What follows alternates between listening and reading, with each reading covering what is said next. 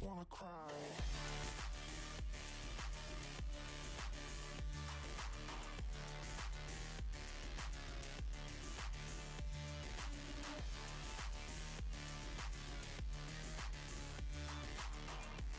Brands Hatch Indy has already proven to be everything that could be expected of it, and so much more. Fast flowing corners, high speeds, packed fields, 3 wide heading down turn 1 into Druids. I could go on all day about the racing we saw earlier this week. Now with 4 Mazda Miata races out of the way, let's turn to the best of BSRTC and let them loose around the 5-corner circuit. Hello and welcome to Pitstop TV and the BSRTC Winter Series. I'm Andrew Cardinale IV with JP Costa alongside, and JP, we're right back here. Brands Hatch Circuit, the Indy course, so much shorter, but I feel like so much more fun. Hey Andrew, hello everybody. First of all, I'm just so grateful to be back here. And as you mentioned, a shorter layout of the usual Brands Hatch Circuit, but it seems so much more fun. We know it, with less than 2 kilometers in length, it just seems to prove itself. As you mentioned, the 4 Mazda Miata races that we had, they were just so much fun. Plenty of action, even last lap, last meter passes we've had on the finale. And well, I expect more of the same. Last week we had a blast with the touring cars and the Mazda Miatas. Today is going to be more of the same. Yeah, I think that's entirely fair. The TC races that we had last week, and of course, the Mazda races we had on Tuesday, they blew me out of the water personally. I knew we were getting into something pretty fun here with the British sim racers, but I never could have expected what we had. What we've had the first 3 broadcasts of this Winter Series season. Let's take a look at the point standings coming into today. 4 separate race winners last week at Donington Park here in BSRTC. Tom McMahon, Adam Watson, Yaroslav Sebula, and Elliot Harper. And you can see where they've sorted themselves into these points. Of course, you can see the driver class on the left of their name as well. I think the big outlier has to be Nathan Davies, 3rd in the points as a Pro-Am. Yeah, exactly. It had been a great show for him last week, and well, he sits only 74 points behind the overall leader, which is absolutely insane, and 30 points ahead of his closest competition, Lee Holmes. I mean, it's just absolutely obviously. I guess we can mention Schill as well on 18th. An amateur in the top 20, cracking that spot. It's just amazing, and it shows the class of this field so far. Obviously, Andrew, we need to mention just how close the points are. We have some positions being, we have some position being tied, 14th and 15th, for example, 144 points, Knox and Fletcher, but obviously 8th to 10th, only 4 points separating those, and even up to 11th, only 6 points separating those guys. This is just going to get crazier as the day goes on. With 4 races, the points are going to change so much, and I'm excited to see who's going to come out on top. Yeah, and unfortunately, this graphic won't update live with the race finishes, but we can do our best to keep you guys abreast of what's going on with the points throughout the course of today's races. Of course, as per usual, we've got 4 15-minute races on the docket with these British Sim racers and their BSRTC Audis, Hyundais, and Hondas as we get ready to go. Let's take a look at the schedule then as well. We talked a lot about this so far, and before we close out the broadcast on Tuesday, we talked a lot specifically about Oulton Park next week. Well, unfortunately, I can break the news. We are not going to Oulton Park next week. We are instead going to Spa. There was some concern about just making sure we had enough pit stalls for more than 40 cars, as we have today, so we want to make sure everybody can race. There's already 38 that have turned a time in qualifying, with another 1, 2, 3, 4, 5, 6, 7, 8 more that are ready to qualify. That's 46. Unfortunately, Oulton Park can only hold 40 cars, JP. That's even with stacking pit boxes, so we wouldn't be able to have this same car count. We'd be sending 6 drivers home for really no reason. So totally understand the move. It's an unfortunate move, certainly. I love Oulton Park. A lot of the drivers love Oulton Park, but it makes a lot of sense as far as allowing all drivers to race. Yeah, exactly. It would be a shame to leave a few drivers out, but I mean, I guess that might be a first for me, not being able to race on a circuit due to the high amount of drivers. That's just absolutely insane. But obviously, we're gonna miss Oulton Park, absolutely. Spa might be I guess it's a worthy replacement. We all love Spa. It's one of the greatest circuits in the world. And well, I guess it's gonna fit really, really well amongst this schedule. From Spa to Daytona, Knock Hill later on, Snetterton, Silverstone, back to Brands Hatch and Mount Panorama. It might throw a spanner in the mix, as I like to say, but it's gonna be interesting. Yeah, we all love Spa. We'll move on from that one. But yeah, no, I'm looking forward to seeing fast cars go fast. That's what they're best at, right? Racing cars like to go fast, and we'll see that then 2 weeks in a row with Spa for round 3 and then Daytona for round 4. Very similar in those ways. So that'll change things up as well. A different dynamic as opposed to the very kind of rough and tumble Oulton Park with all the bumps and everything on at least the iRacing.com version of Oulton Park. A little bit older there, but I like it. So I think that's kind of the breaking news segment of today's coverage, really. That kind of gets that out of the way nice and quickly, which means we can focus on qualifying, JP. A lot of qualifying has already taken place. In fact, we're already down inside of 3 minutes to go, and you can see Yaroslav Sebula fast once again. Got a win last week, and now it looks like already done with his qualifying run, but very, very fast over this guy, Aaron Rose, in second place. Yeah, so far, even though the gap is only a 1/10 of a second, it seems like a dominant performance so far. We know how tight this track is, how short it is. So, even a 1/10 of a second might not sound like a lot, but it definitely is, as we already have a few cars spinning around. That's something we might expect, Andrew. This car is going to drive so much different than the Mazda Miatas. It's going to be interesting to see how they race with each other. Obviously being front-wheel drive, that's going to add another challenge, especially down into turn 1. I feel like that's going to be a major, major spot of seeing some drivers going to the gravel, maybe just, even with cold temperatures like we saw on Tuesday. It could be an interesting challenge. Cold temperatures, you say? Let's take a look at what we've got here today as far as weather anyways. And you can see it's decently sunny. Doesn't look too crazy or anything. And the weather, I think, reflects that. 67 degrees in the air, 75 on the track. Nothing too crazy. And, of course, that is Fahrenheit. You guys can do your conversions for Celsius. I should maybe work on that. Get a Celsius number up there. That would probably make a lot of sense. But that comes out to, I dare say, what, 25? Maybe 24 Celsius on the track? 23.8. So 24. Cool, I'd say. Yeah, 24. Yeah, 24, so yeah. Okay. So my math isn't too crazy. I really only ever know that 28 and 82 are the same, because you can flip the number around, but that's kind of how I get through life. Anyways, yeah, that's not too crazy. The track temp is very manageable for these drivers, at least in this first race. Enough to get tire temp, but not so much to roast the tires, and I think that's what's needed, especially after what we saw on Tuesday. Yeah, exactly. And, it could change. This first race seems like an optimal track so far, optimal track temperature, as you mentioned, not too crazy, kind of what we expect. But, we do have 4 races, so things can go, I guess, get a lot colder and things could get a lot, warmer. And that could change the complexity, from one small race to the other. And it'll be interesting to see how drivers will adapt to certain situations, how they'll take a look at the track temperature and just, adapt their driving, take a little bit easy on the first few laps, make sure they don't overheat the tires, maybe take a little bit easier later on in the race to make sure they don't wear out those tires too much. Obviously, only 15-minute races, we shouldn't see a problem, but, drivers will have to adapt. Here is your Pro-Am pole sitter at the moment, Wayne Douglas, second overall.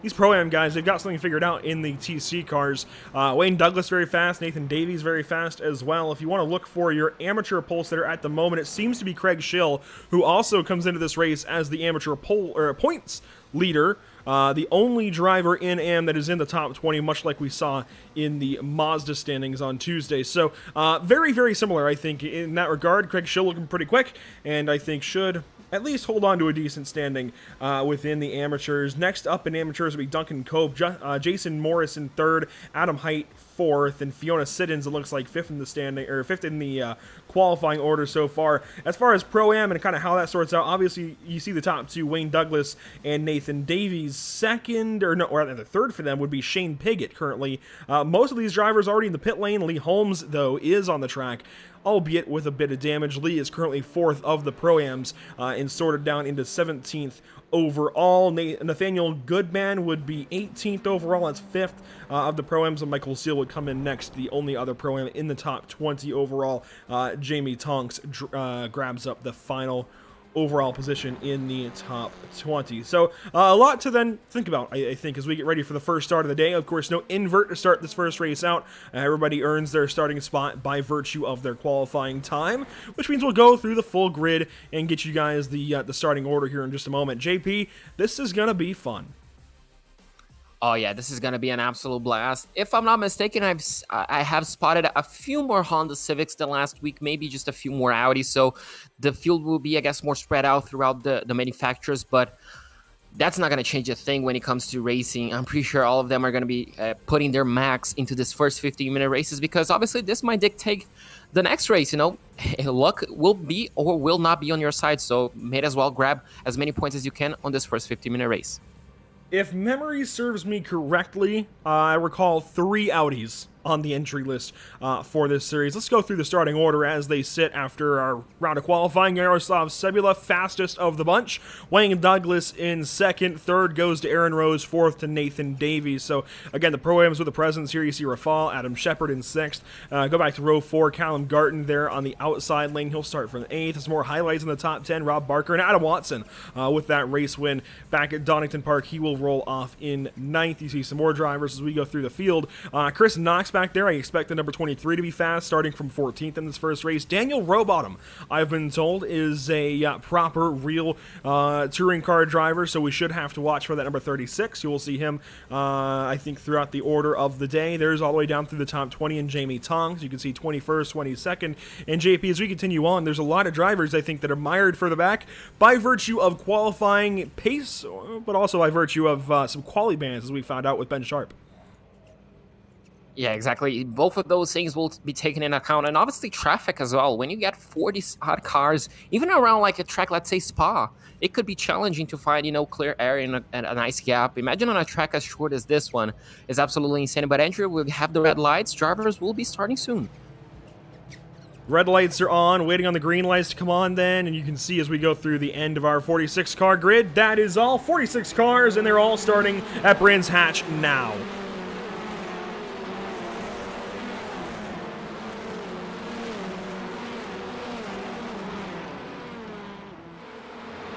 Already one car off in the dirt. This is headed down Paddock Hill Bend and into Druids, and boy, that is a lot of cars. This is a lot for the sim to take on. A lot of cars. Looks like we already had a few going off tracks. You can see one in the distance, but looks like the rest of the field makes it cleany, and we're already going to have a battle for the lead. Looks like drivers challenging each other, as we do have 2-3 wides battles further back, but looks like they all settled down for one position. Oh, we do have a car hopping in the grass. but looks like he managed to control it, and looks like everybody makes it through cleanly through lap 1. Wayne Douglas, a Pro-Am, emerges with our race lead after one lap, but across the line, there we go. Aaron Rose, second place. You can see Yaroslav into third now. Aaron Shepard in fourth. Adam Shepard, rather, in fourth. Nathan Davies now in fifth. And into the grass, here we go. Wayne Douglas, not in the grass, in the dirt a little bit, in the sand there. Runs wide in one, gets just down in front of Aaron Rose, yes. As a little bit of contact is made further behind. Looks like the side-by-side here with Adam Watson is where those crunches were from through Druids into the inside. And Watson completely shoves Callum Reed-Garton into the grass. We'll let the stewards handle that one. Yeah, looks like I'm not quite sure what's going to happen, obviously, if we have the ability to take a replay of that, but looks like just racing contact, just no room. Looks like someone closed the door, but we cut back to the battle for the lead. Douglas and Rose going side by side. Rose trying to reclaim or claim for the first time that lead. And contact! Definitely not getting any of that. Oh, unfortunately for them, contact. And somehow Shepard retains the lead. Doesn't retain the lead, takes away with the lead, then gets on by those two as they crash off into the dirt, and that will definitely be a subject of a steward meeting later in the week, I can tell you that much. Nathan Davies is the beneficiary of all of that, moves from fifth into second, gets on by Yaroslav Sebula, and now gets to chase Adam Shepard. Rafal then moves into fourth right behind his teammate, and we've seen this between these guys up front, the 78 and the 79, the last 2 weeks now. Into third and fourth they will go. There's more battling just outside the top 10. Let's take a focus on that now, as we've got Tom McMahon. He was just working with Chris Wood, and I think McMahon has now fallen back. Here we go. The clutches of Jamie Tonks will vice down on that number 66. The number 66 is trying to go defensive, had a further battle for this behind. He's going to have the defense of the inside line into turn 1. Can he retain that position? Looks like number 4 tries to go down his outside. Not able, and he's going to be losing a position on the time. So it looks like the Audi driver just got ahead of him. Tom McMahon retains the lead as we cut further ahead. And look at this, Andrew. Look at this small pack. This is just so amazing to see. Everybody makes it through cleanly, looks like. But boy, oh boy, the battles are definitely not over.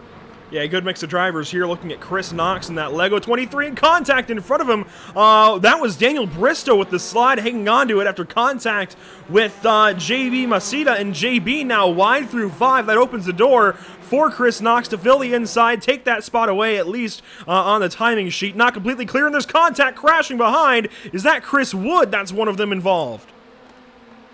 We already see flashing lights, so signs of frustration as drivers are. Yes, it was Chris Wood in the 20, and I think it might have been Rowbottom that made contact there as well. It's very hard to tell. Did you see that save from the Audi? I'm not quite sure how he made it. That might just be the magic of the TCR. Somehow he made it through turn 1 safely, but looks like everybody feeds back through in a straight line. Andrew, this racing is getting quite intense for the first one of the day. So a bit of a correction, there is Shane Piggott. That was the other driver involved, if you recognize that Chrome 527. So that's what all happened on the front stretch that time. There's a look at some of the damage. Yeah, JP, I don't know what to make of this just yet. Just a few laps in, and we've seen a lot go on already. Let's drop a little further back in the top 20. Jamie Tonks, I see, has just swapped positions. Actually, Jamie Tonks may have just dropped out of all of this as a whole. I no longer see Jamie Tonks. I see a Jamie Goodall, but big problems then maybe for Jamie Tonks. The whole field is moving around. This is tough to keep up with in these opening laps, but Jamie Goodall is just behind a battle with Callum Reed-Garton now up the inside of James Neve, it looks like. And we saw everything that happened earlier, obviously, with Callum, and now this is a recovery drive for him. Yeah, I mean, you're not the only one that's struggling to catch your breath. Looks like even the timing sheets are having their own difficulties trying to follow each and every single driver. As we did have a driver going a bit wide into Cooper Street. We do have a driver, it looks like, facing the opposite position into McLaren, so I'm not quite sure who that was, but looks like troubles are not over and done yet, as Adam Shepard keeps putting fast lap of the race. He's absolutely dominating the field. But this battle right here, Andrew, I think it's just too good for we to cut back. The entire field could be used as one whole broadcast. If we could just take an overhead and let it all happen, that'd be good. As Callum makes a bit of contact there with Crozier. David Crozier, one of the stars from last week as well at Donington. One of the drivers we talked a good bit about. Callum covers up the move to the inside from Neve, and James Neve can fill no hole. Jamie Goodall then will have a shot maybe for turn number 3 down the Cooper Straight and to turn 4. Looks like that won't materialize just yet. Here we go. Fiona Siddons, Adam Fox. They swap positions, though. Fiona allows Adam to go by. That's good for 24th. And now Fiona has to worry about James Clark, somebody that we saw a lot of in the Miatas. Yeah, you saw a bunch of these guys in the Miatas, as you can see James Clark. He got an excellent run out of Graham Hill Bend, but looks like decided to just backtrack right now, take his time as they head into the final sequence of corners on this lap. And Drew, this seems to be a bit easier to overtake than some of the Miatas. Maybe it's just the nature of the car. You can see some drivers struggling, obviously with understeer on the TCR, but I don't know, it just seems to be a little bit easier to overtake. I would have to disagree almost. I feel like you have to let the momentum kind of change a little more in these TC cars, kind of wait on a mistake, whereas you can attack properly in a Miata, I almost feel like.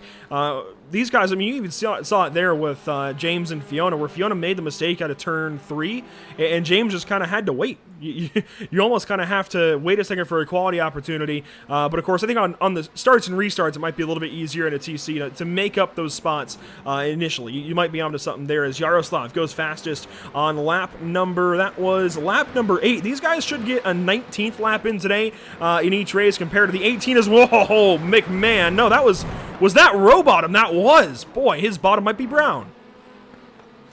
Yeah, definitely that caught me off guard, but looks like he's going to have to defend from Chris McMahon right now. Tom McMahon, sorry. In a slow car at the apex, they get by. Yeah, looks like both of them get by. Was that a lap car? Might just been, but yeah, looks like damage, at least for that Honda Civic. But this battle is definitely emerging right now as the number 36, kind of feeling a little bit of the pressure from the number 66, the points leader, I might add. So, quite a big name to have behind you trying to overtake you. So, looks like Tom just might be settling the move, sometime soon. He definitely looks like row bottom right now. He's facing a little bit of a connection issue as he's blinking. Looks like we're going to have drivers ahead going side by side as well. So, Andrew, looks like everything is happening with 7 minutes to go. Yeah, you can never go wrong with covering any battle here in this series. Let's go to Druids, though. Tom McMahon on Daniel Rowbottom, following him right through. And, I mean, yeah, there's really not a whole lot else to add, is there? There's only so much we can say about a battle. They will stay nose to tail, as it looks like you can see these guys mixing up ahead. Let's go further forward, then. This is Daniel Bristow on JB Masita. This is for 5th. And, Bristow right to the back end of Masita. And this opens the door potentially for Chris Knox if these two get side by side. I don't know that Knox should try maybe into turn 1. We saw that go poorly on Tuesday, but wait for an opportunity, and you just might be able to get on through for 2 spots. On Tuesday, we saw that going wrong essentially on lap 3, lap number 2 today, so might not be the best overtaking spot, but this one just might be. He was trying to look for a gap that was never there, the number 25 Bristol, and that's just going to open Chris Knock, as you mentioned. He's just going to take advantage of this. Look at them. They're going to have to go side by side. That's just going to allow the number 23 as they cut back. Looks like McMahon just got past row bottom, and, well, the battle up ahead, we might see a switch of positions, maybe 2 or 3 positions on the, I guess, just on a few corners from now. As you can see, Bristol is really, really racy this time. He really wants to get by. McMahon finally got the spot on row bottom. That was through Druids. That's kind of what I noticed out of turn 2 anyways, as into turn 2, we obviously saw the move from Bristow. I think Daniel Bristow would be served pretty nicely to just sit back and, well, actually, you might have an opportunity now at the inside, but no. Just go the outside. You can roll the top of the track. Yes, there we go. Roll the outside here. Good move there from Bristow. It doesn't quite work, I think, because of how late he had to set it up. But I think in a lot of cases, JP, when a driver's defending like that, they're obviously going to take the inside line to a corner like Druids. Just take the outside, outbrake them into the corner, or even kind of like take the karting approach and maybe straighten out the exit of the corner, maybe, I don't know how to explain it, but go a little further straight and then cut back down. Obviously, that's probably not going to work for Bristow right now with Knox so close behind, but if you're side by side, take the calmer line to the outside of the racetrack into Druids and just kind of cut back down and try and switch up and get the crossover for turn 3 Graham Hill Bend. Regardless, these guys still going after it. Let's move around the field a little bit, let them do their thing. Adam Shepard still leading inside of 5 minutes to go. Nathan Davies second place. Yaroslav Sebula has not moved from 3rd. Back on the top 10, you got Shane Piggott and Chris Wood. Piggott is the Pro-Am second place. Davies still leading Pro-Am, but Pro-Am second place going to Piggott, and the amateur leader is currently Duncan Cope. A lot of battles going side by side. As you can see, as you mentioned, a move around the outside if you can line up properly, you could just force the driver on the inside line. You can just force him down into the apex, so you just carry less speed and you have the proper line. So we're going to have to wait and see if we see a move like that happening anytime soon. But as you mentioned, the amateur leader looks like he's eager to pass the Honda Civic. And I'd stand by my point, and it looks like we do have more Honda Civics around here than last week. I'm not quite sure if you agree with me on that, but a couple of just extra, seem to be... Yeah, I've just seen, just a few more Hondas. Unfortunately, no Audis, but it's just nice to see more... That's the amateur lead! Oh, that's a hard hit for Piggott. Oh, just lost it on the exit of Clark Curve. That's just front-wheel drive for you, I guess. Who's going to take this lead then? It looks like it'll be Fiona Siddons. Oh, you can't allow the car to go back in traffic like that. Thankfully, no collision. Oh, that was really, really close. I'm not quite sure if he hit the Armco barrier. This is the battle for the AM lead. Roger Morton just passed Fiona Siddons, and that is going to be good for the top spot in their class. Fiona now is going to take second. Well, really transfer back into second. Fiona was second initially to Piggott, who we just saw crash. Piggott now toes back to the pit lane, I believe. Yes, it looks like. And Morton has just gotten this spot away for the AM lead. This is good for 26th on the racetrack. And actually, no, as soon as I say that, I noticed that Jason Morris at some point went on by, so that was not for the AM lead. All of that to find out Jason Morris, rather, is up ahead. Jason Morris has the AM lead now. So, a lot just happened. Yeah, a lot just happened. He's trying to defend, looks like, from, he's trying to defend into Druids. That's what I know from the number Adam 17. Fox. As he... Yeah, Adam Fox looks like he has already a bit of damage on the rear end of that Honda Civic. He's flashing his headlights. He's not too happy about some of the moves, so this could get very, very interesting. One thing that is interesting as well, Andrew, is the gap for the lead has shrunken down to less than 0.2 of a second, so Nathan Davies somehow found a lot of pace, where Adam Shepard is dropping off the pace. But this battle, look at this. This is a 3-car battle. And there's Ben Sharp there we go. Big pass. They get on by Jason Morris. That's 2 spots of points that Morris just lost by allowing them to go by, and now only 1 car between Morris and second place in class, Roger Morton. We'll see how that pans out on our results a little bit later as they work into turn 1. That's an amateur driver on the bottom side. That's the 965. As look at all of this side by side. They'll go to Druids, and now Morris defending from a Pro-Am. That is Lee Holmes trying to go up the inside, and that was that, I don't think that defense will be allowed to stand, as Lee Holmes will get back onto the racetrack. Thankfully, no further contact. Let's just go ahead and go back up front, shall we? There's Adam Shepard. You can see the train has gotten closer, but Nathan Davies has lost second overall. Unfortunately, he's going to be losing. Well, he lost 30 even, so now he drops down into 4th place. Now we have a top 3 full of pro drivers, but yeah, Adam Shepard, he was at one point, I'm pretty sure, 1.5 seconds. He was posting fastest lap, so the gap has shrunken down quite a bit. And now he has Sabula, obviously, right behind him, and the number 79 as well, so this could get interesting. 1 minute and 20 to go. Couldn't we have a repeat of what happened in race number 4 on race number 1, Andrew? I don't know that we have a repeat. Of course, those were really close finishes in the Mazdas on Tuesday. And if you missed that broadcast, I highly recommend checking it out. I don't know that we can have a repeat. I don't know that you repeat any of that, but we'll see what they can do here. 1 minute to go. That's 2 laps then here at the Brands Hatch Indy Circuit as well. Davies, keep the car on the racetrack. That generally will be a little better for your health. Rafal is kind of looking like he wants to get on by his own teammate here of Yaroslav, but I don't think they're actually going to fight just yet. We heard some drivers from 5-Star Motorsports and the Mazdas talking about how they just wanted to follow along. They knew as a team they were better off waiting. We might see the same thing here. Yeah, exactly. For the team points, obviously, they'll be better. And sometimes, the driver that had your teammate might just have, a better opportunity of passing. If they switch on the last lap, well, that might just be fight over for the lead. As you can see now, Sabula taking a little bit of a wider line, and that's going to allow him maybe to get a better exit, as we have the white flag presented by Tucson Sound Art. Could we see a move being done on the last lap? Sabula goes around the outside, tries to make it work. He's not going to have the proper line. That's going to allow his teammate to maybe get a run into him, into Druids. We may have a teammate battle. But look at Davies as well. He might try to get into the action. Not quite close enough. Boy, oh boy, what's going to happen within the next 3 or 4 corners? Davies took that speculation of yours and threw it in the trash, got alongside there with Rafal and distracted Rafal to turn 2. Here we go. They'll go down to turn 4 for the final time in race number 1 of round 2 of the BSRTC Winter Series. Through McLaren and clearways will go, and Yaroslav kicks out to the left a little bit, tries to gather it back up, get back down to the apex and try and power to the start-finish line, but I don't think it's going to be enough, and it won't be. Race win number 1 on the day for Adam Shepard, but it was a drag race, admittedly. Very close there. Yaroslav takes second, Rafal third, Nathan Davies with the Pro-Am win. We'll wait for all these battles to come across the line. We'll, of course, fire up our spinny wheel in just a moment. That will determine our invert. These are the battles coming across the line. Rob Baker, Jamie Goodall, James Neve, Lewis Kent, Carl Hardy, Ben Sharp takes 21st. Or at least should here in just one moment. That'll be closely over Adam Fox. They should be headed out of turn 5 just about now. In fact, here they are. There's Ben Sharp, Adam Fox right behind. James Clark will come through. Roger Morton, after all of that, will in fact claim the amateur win in race number 1.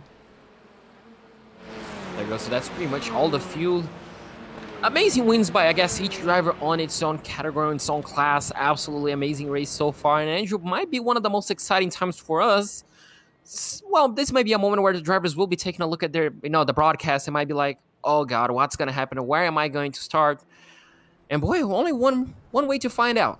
And that's to spin our spinny wheel. Let's go ahead and give it a shot. Let's see what we got. We put the 19s back on in the place of the 9 and 29. And right off the bat, oh, it was almost a 19 again. Thankfully, we don't have to change it just yet. Looks like we might have to take a 23 off the board as the first invert is a 23. Now, if you're out there watching along, even drivers, let us know maybe what you'd like to see that specific 23 replaced with for the next spin, and we can go ahead and replace that 23 with a different number. If you've got some ideas, be it on Facebook or on YouTube, go ahead and let us know. Obviously, would like some driver input maybe as to what the invert could be. Yeah, absolutely. And those inputs, they might be race changing. They're not only going to, change the effects for race number 2, they could change the effect for the rest of the day, Andrew. If you just get a bad start, something happens to you on lap 1, I mean, you may start from the back on the next race. So, well, it could change a lot as we do have the results for race number 1, not lap number 1, Andrew. And Adam Shepard took the lead just barely from Jaroslav Sebula, less than a tenth of a second. And we always want to call these unofficial, just for now. But Adam Shepard does take that race win, and I don't think there'd be anything that would bring that back. Yaroslav takes second, Rafal third, Nathan Davies there in fourth. That is the Pro-Am win for him. Daniel Bristow fifth, JB Masita that we talked a lot about there in seventh. Chris Knox wraps up, JB in sixth. Chris Knox wraps up seventh. Tom McMahon, your points leader into today, takes an eighth. Shane Piggott ninth, and Chris Wood 10th.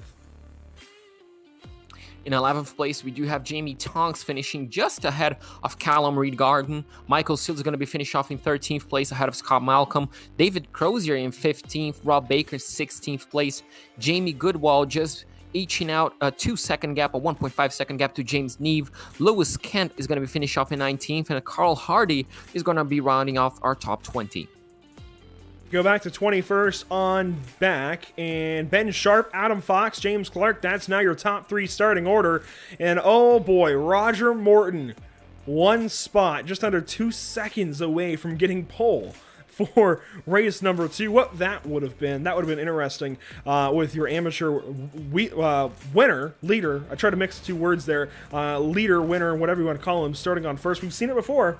Wouldn't be the first time, but Roger Morton will start 24th. James Clark will pick up pole position then with the 23-car invert. But hey, the day is still really good for Roger Morton. That gives him the AM win. And not inverting any of the amateur drivers then means that he, again, starts first from class. He'll have close competition from behind in Jason Morris and Fiona Siddons, even Alan Toon, who I was told in pre-race is the oldest driver in the series. Always races with a top hat, I hear. That is cool. I don't know if that's actually true or not, but I want to see pictures if it is. Regardless, that's pretty good then for Roger Morton. Even if he misses the invert by that little bit, he can rest easy knowing he just won.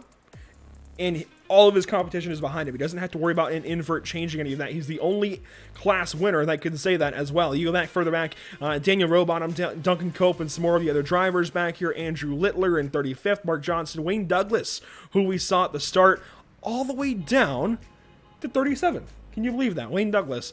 Aaron Rose back there in 38th. Adam Watson, man. A killer race, unfortunately, in the wrong way for Adam Watson, finishes 39th and back down through 46 cars. Elliot Harper, my goodness, one of the race winners from last week, down there in 46th dead last. JP, we've got a driver standing by, and he happens to be our overall race winner. It's Adam Shepard in the number 32. Well, Adam, I mean, it's nice to be talking to you straight after race number 1. Obviously, you won that race. Talk us through it.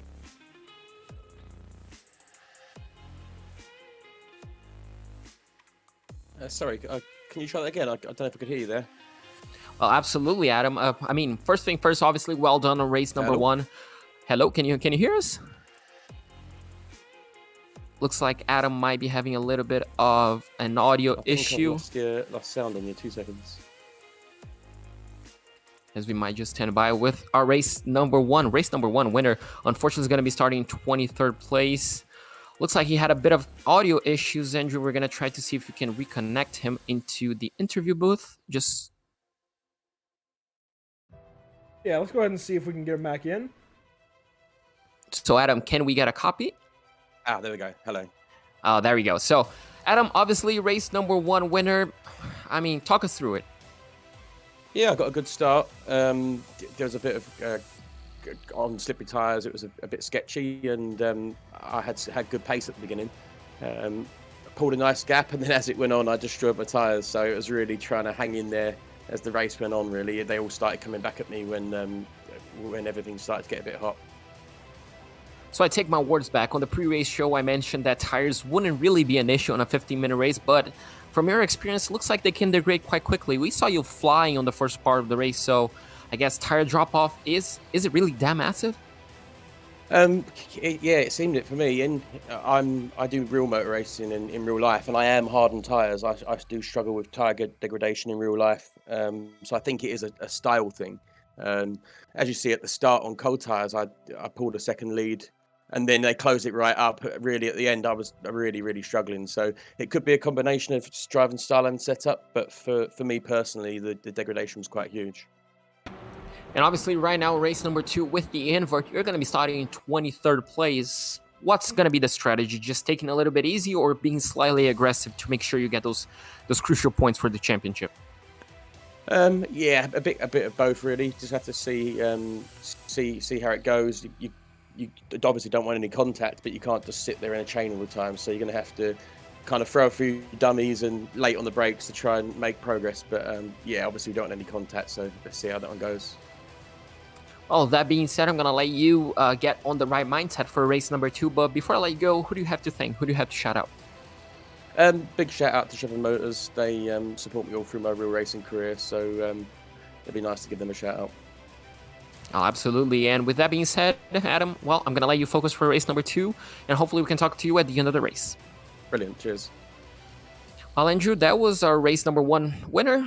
Yeah, I mean, as we mentioned, I take my words back. I thought tire degradation wasn't going to be that much of an issue, but, well, looks like we're going to have another challenge yet for the drivers. Might just be the front-wheel drive, just applying the traction and obviously being the tires that steer the car. That just might be a bit too much for the rubber. Yeah, of course, there is a lot of cornering at Brands Hatch Indy. There's a lot of fast corners as well. I say a lot of fast corners. There's 5 corners, but a lot of it is definitely tire scrubbing.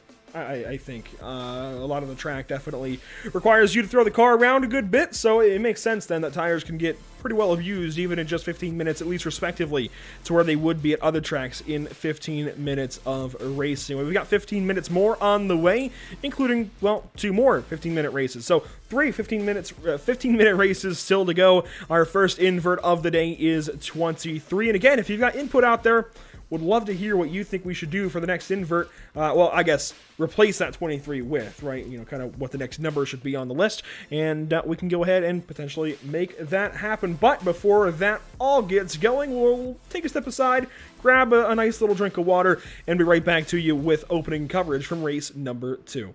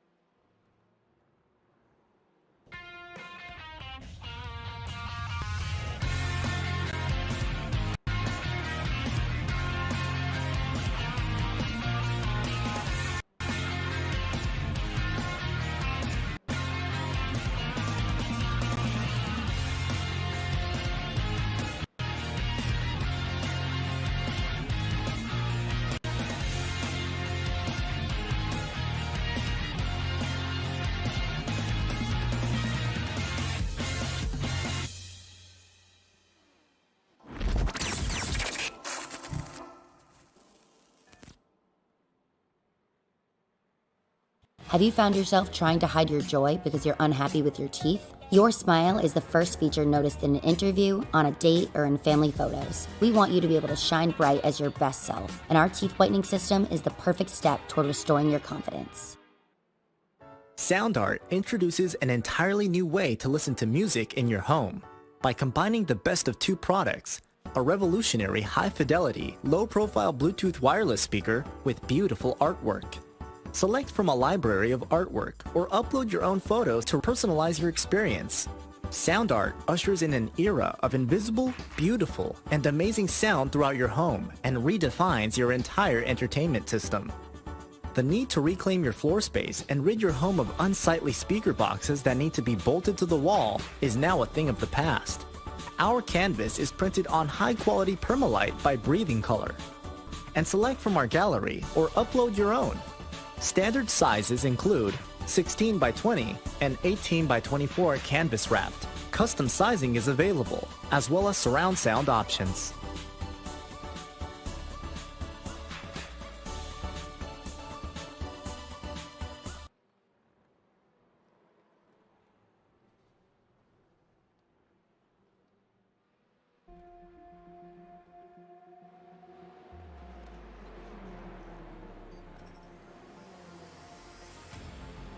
Welcome back to the virtual Brands Hatch Racing Circuit.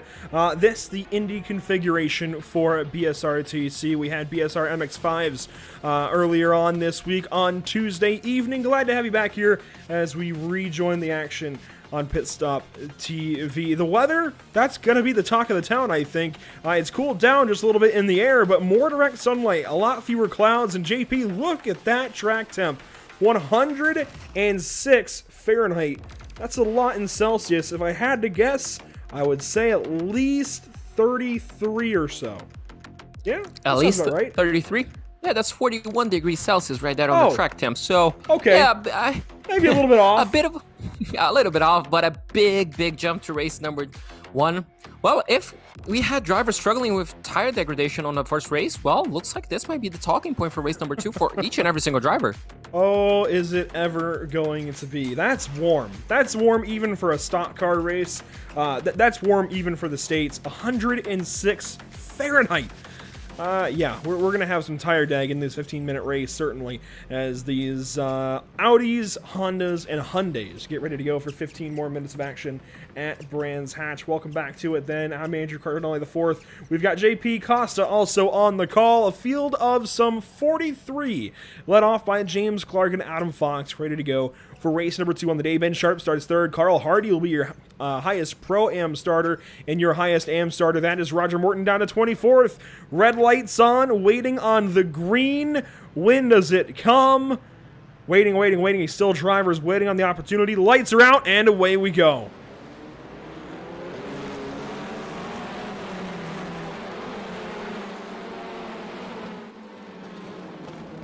Ben Sharp almost. No, he does have the lead. Ben Sharp has the lead. 4 wide will go to Druids. What an amazing start from Ben Sharp. Oh, that's not going to work. Massive accident. Oh, a massive pile up on Druids. Looks like that's going to be catching nearly half of the field. Nearly half the field? Are you kidding me? This is about the entire field. Oh my goodness. Look at the gap Ben Sharp has a second. And absolutely, and look at the gap that I guess the rest of the field will have. I mean, it's much spread out. And Andrew, I think this would be a proper time if we had a safety car on iRacing. That would definitely have to be it. Yeah, I would say so. Are they still backed up back there in Druids? No, I think Druids is finally clear. Well, add that to the bingo card. I did not expect that. Can we? I gotta see if we can go back and get a replay of all of that. This is going to be something special to look at. We wouldn't usually do this in this kind of race where it's so short, everything happens so quickly, but I feel like it's warranted for this particular situation. This is the start again, waiting on the green lights, and might have gone a little too far back. Well, there we go. So Ben Sharp immediately goes straight to the middle. Adam Fox then is put in a bad spot on the left. That's the 3 wide. Look at 1 car already through the dirt, 2 cars through the dirt. This is the 4 wide. I think that might have been Crozier in the middle. 3 wide then to Druids. This is how it all I mean, oh my goodness. That was just crazy. As you can see, essentially the second and third lane are nearly... I can't switch through cars fast enough. There we go. There we go. So you can see nearly the whole racetrack was blocked by a couple drivers, unfortunately, with no essentially way out. If you want to go safely, you just had to wait. What a start, Andrew. And, I mean, what a start from Ben Sharp as well. From third to first, even before turn number 1. He's got 4 seconds almost back to Jamie Goodall already, and those two are starting to battle. If Ben Sharp doesn't win this race, he's done something terribly, terribly wrong. That much I know, as there's a look at second place, Jamie Goodall, after just a couple of laps here in race number 2. I can't believe what's just happened. This does put, oh, well, I was going to say it puts James Clark in a decent spot, maybe not. This is the battle as we work back onto the Brabham Straight. This is, oh! Massive crash again. Shane Piggott and one other. That is Daniel Bristow has just had problems along with Shane Piggott. We can't even get back there. There's Piggott as he now works down the front stretch. Bristow is already towed. I said massive crash. It sorted itself out decently, but here we go. They're still battling into into Druids.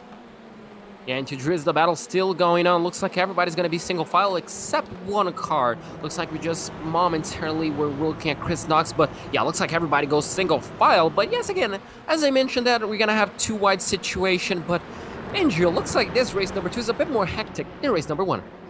Yeah, as you're side by side up in the front, Knox now to the inside of Clark. Clark going to try and cross back up underneath that number 23. It's not going to happen just yet.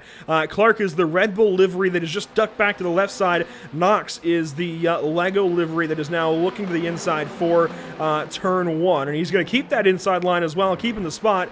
Yaroslav Sebula, I don't know where he is, but I know that Rafal is looking now for 5th place. He's going to challenge the braking zone to Druids, and Rafal has got it. That is good for 5th for the number 79. Yeah, just got 5th position. That was an absolutely amazing move down the inside for Rafal. Now, obviously, he's going to try to challenge Knox ahead. Just a slight bit of gap to him, but, that move was straight up confident. Looks like we do have a bit of a battle, and we're nearly going 3 wide on the Cooper Straight. That was JB Masita looking for room as one car is off, rejoins. Was that... No, that was Yaroslav Sebula, actually, that was just off of the racetrack, joins back on. Jamie Tonks gives him a bump through turn 5 and will get him back going and turns him! He crashes him! What a catch from both. They continue for the most part, but that's going to be damage to Yaroslav's car, certainly, as well as Jamie Tonks. I think Yaroslav is best off. There's Jamie's machine, a lot of right side damage. Really not as bad as I would have thought, but still damaged. Yeah, unfortunately, damage that's going to be costing him at least a few tenths of a second. Looks like we do have even more battlings happening. Is that Shepard getting pressured? He's just getting overtaken, actually, down into Graham Bell. Yeah, that was Michael Seal with the pass on Adam Shepard, who just won race number 1. And now Seal is all over... Oh, my goodness, that was Clark he was pushing into turn 5 through McLaren and clearways now as Shepard crosses back to the inside of Clark. They will race down the front stretch. And you can see Knox is now pressuring Rafal up ahead. That would be good for 4th. And actually, Rafal has taken that spot away from Knox, so they're trying to switch back. Amazing move by Shepard. He just got 2 cars in one corner. It looks like we're going to have a battle up ahead, so he's definitely putting on the pace. As now McMahon is going to try to essentially defend Michael Seal behind. Oh, can we see? Oh, we almost saw a bumper move right there, Andrew. Everybody stacked up in Druids at the same time. Yeah, that's bound to happen, isn't it? Yeah, something like that. I don't know if it's bound to happen, but when these guys race as hard as they do, it certainly is. Look at everybody working through turn 4 there. This is just good stuff. I do want to fall further back in the field. I want to focus on the amateur leader. This is Roger Morton, and he is the AM leader from what I can tell. Second place in AM is Duncan Cope, not too far behind. You can see that black and kind of lime green, yellow Honda. That is Roger Morton. So from the viewpoint of Duncan Cope, it's only 2 cars, but it is just under 1 second. Yeah, just under 1 second. That gap is going to shrink down quite a bit, as you can see there. But Johnston and looks like Morton are going side by side into turn number 1. They're still going to be side by side as they head into Druids. Jamie Tonks is off. Oh, as we do have a car spinning off. Look at this battle for the That was an amateur aggressive lead. but successful rejoin. Yeah, exactly, and somehow made it work everybody cleanly. Oh, as you can see, we might get a switchback for the lead. The amateur lead, not quite close, but well, this battle is going to erupt really soon, and we might see a change of position, as we do have some headlight flashing. And this is the whole amateur top three. Roger Morton sideways. Catch it, buddy. No, he's off in the dirt. Well, you know, we'll take that drift. Not as bad as it could have been, but that changes the lead now for amateur to be between just Duncan Cope and Craig Schill. Craig Schill coming into this race as the points leader in amateur. Now he gets to chase Duncan Cope, who I thought was going to win amateur last race, ends up losing that lead. Yeah, now he has to defend from, as you mentioned, the class leaders. We do have even more headlight flashing. That might be just a mispress on some button on his wheel. I'm not quite sure could who be is a Jamie flashing. for the rejoin, honestly. Oh yeah, true. Yeah, absolutely as well. So that's a good spot right there. So it could be still showing a bit of frustration, as you mentioned. Quite an aggressive rejoin by the number 4. Here's a look at Alan Toon, one of the other amateur drivers in the field. A little bit wide there for the Spyro car, but following Glenn Humberstone. And I really do. If somebody out there knows as far as Sir Alan Toon, if he does wear a top hat while he races, I want to know. I definitely want to know. New fastest lap there for A. Rose. That should be Alan Rose, right? Or Adam? Aaron. You know, the A names. They, for some reason, confuse me, even though I've got one myself. This a look, though, at our race leader, Ben Sharp. Scott Malcolm has got company. There's one of the Audis, JP. We found it. It's running second. Yeah, that's a good sight to see the Audi running cycle. Looks like that second place will be challenged not only by the amateur second place, Goodall, but also by some pro drivers right behind them. They're battling in those. Yeah, no, but pro drivers, look at Rafal right behind. They're catching them. So we're going to have a battle for the Pro-Am lead, but, well, the podium position will not be, well, just settle, I guess. Yeah, no, Rafal definitely is going to get up here and challenge these guys, I think. We saw how fast he was in race number 1. Chris Knox could even get up here and get after these guys, depending on how this all goes. A good look here on board. We love these onboard shots, letting a shot develop and kind of seeing how this battle works out. Jamie Goodall chasing Scott Malcolm right now. 6 minutes to go. That is going to be 7 laps when we get back to the line, I think. 8 laps. Yeah, 8 laps when we get back to the start-finish line this time. And you can see the Mad Sim Mortal number 531, a much tighter apex, a little wider on exit. And that might open the door for a little bit of ground for Goodall as they work down the Brabham Straight, but not close enough to challenge for turn 1. Yeah, just not close enough. Maybe lining up a move into Judas, trying to apply pressure into Malcolm, trying to see if that Audi, well, will just go wide a tiny little bit, but looks like not just yet.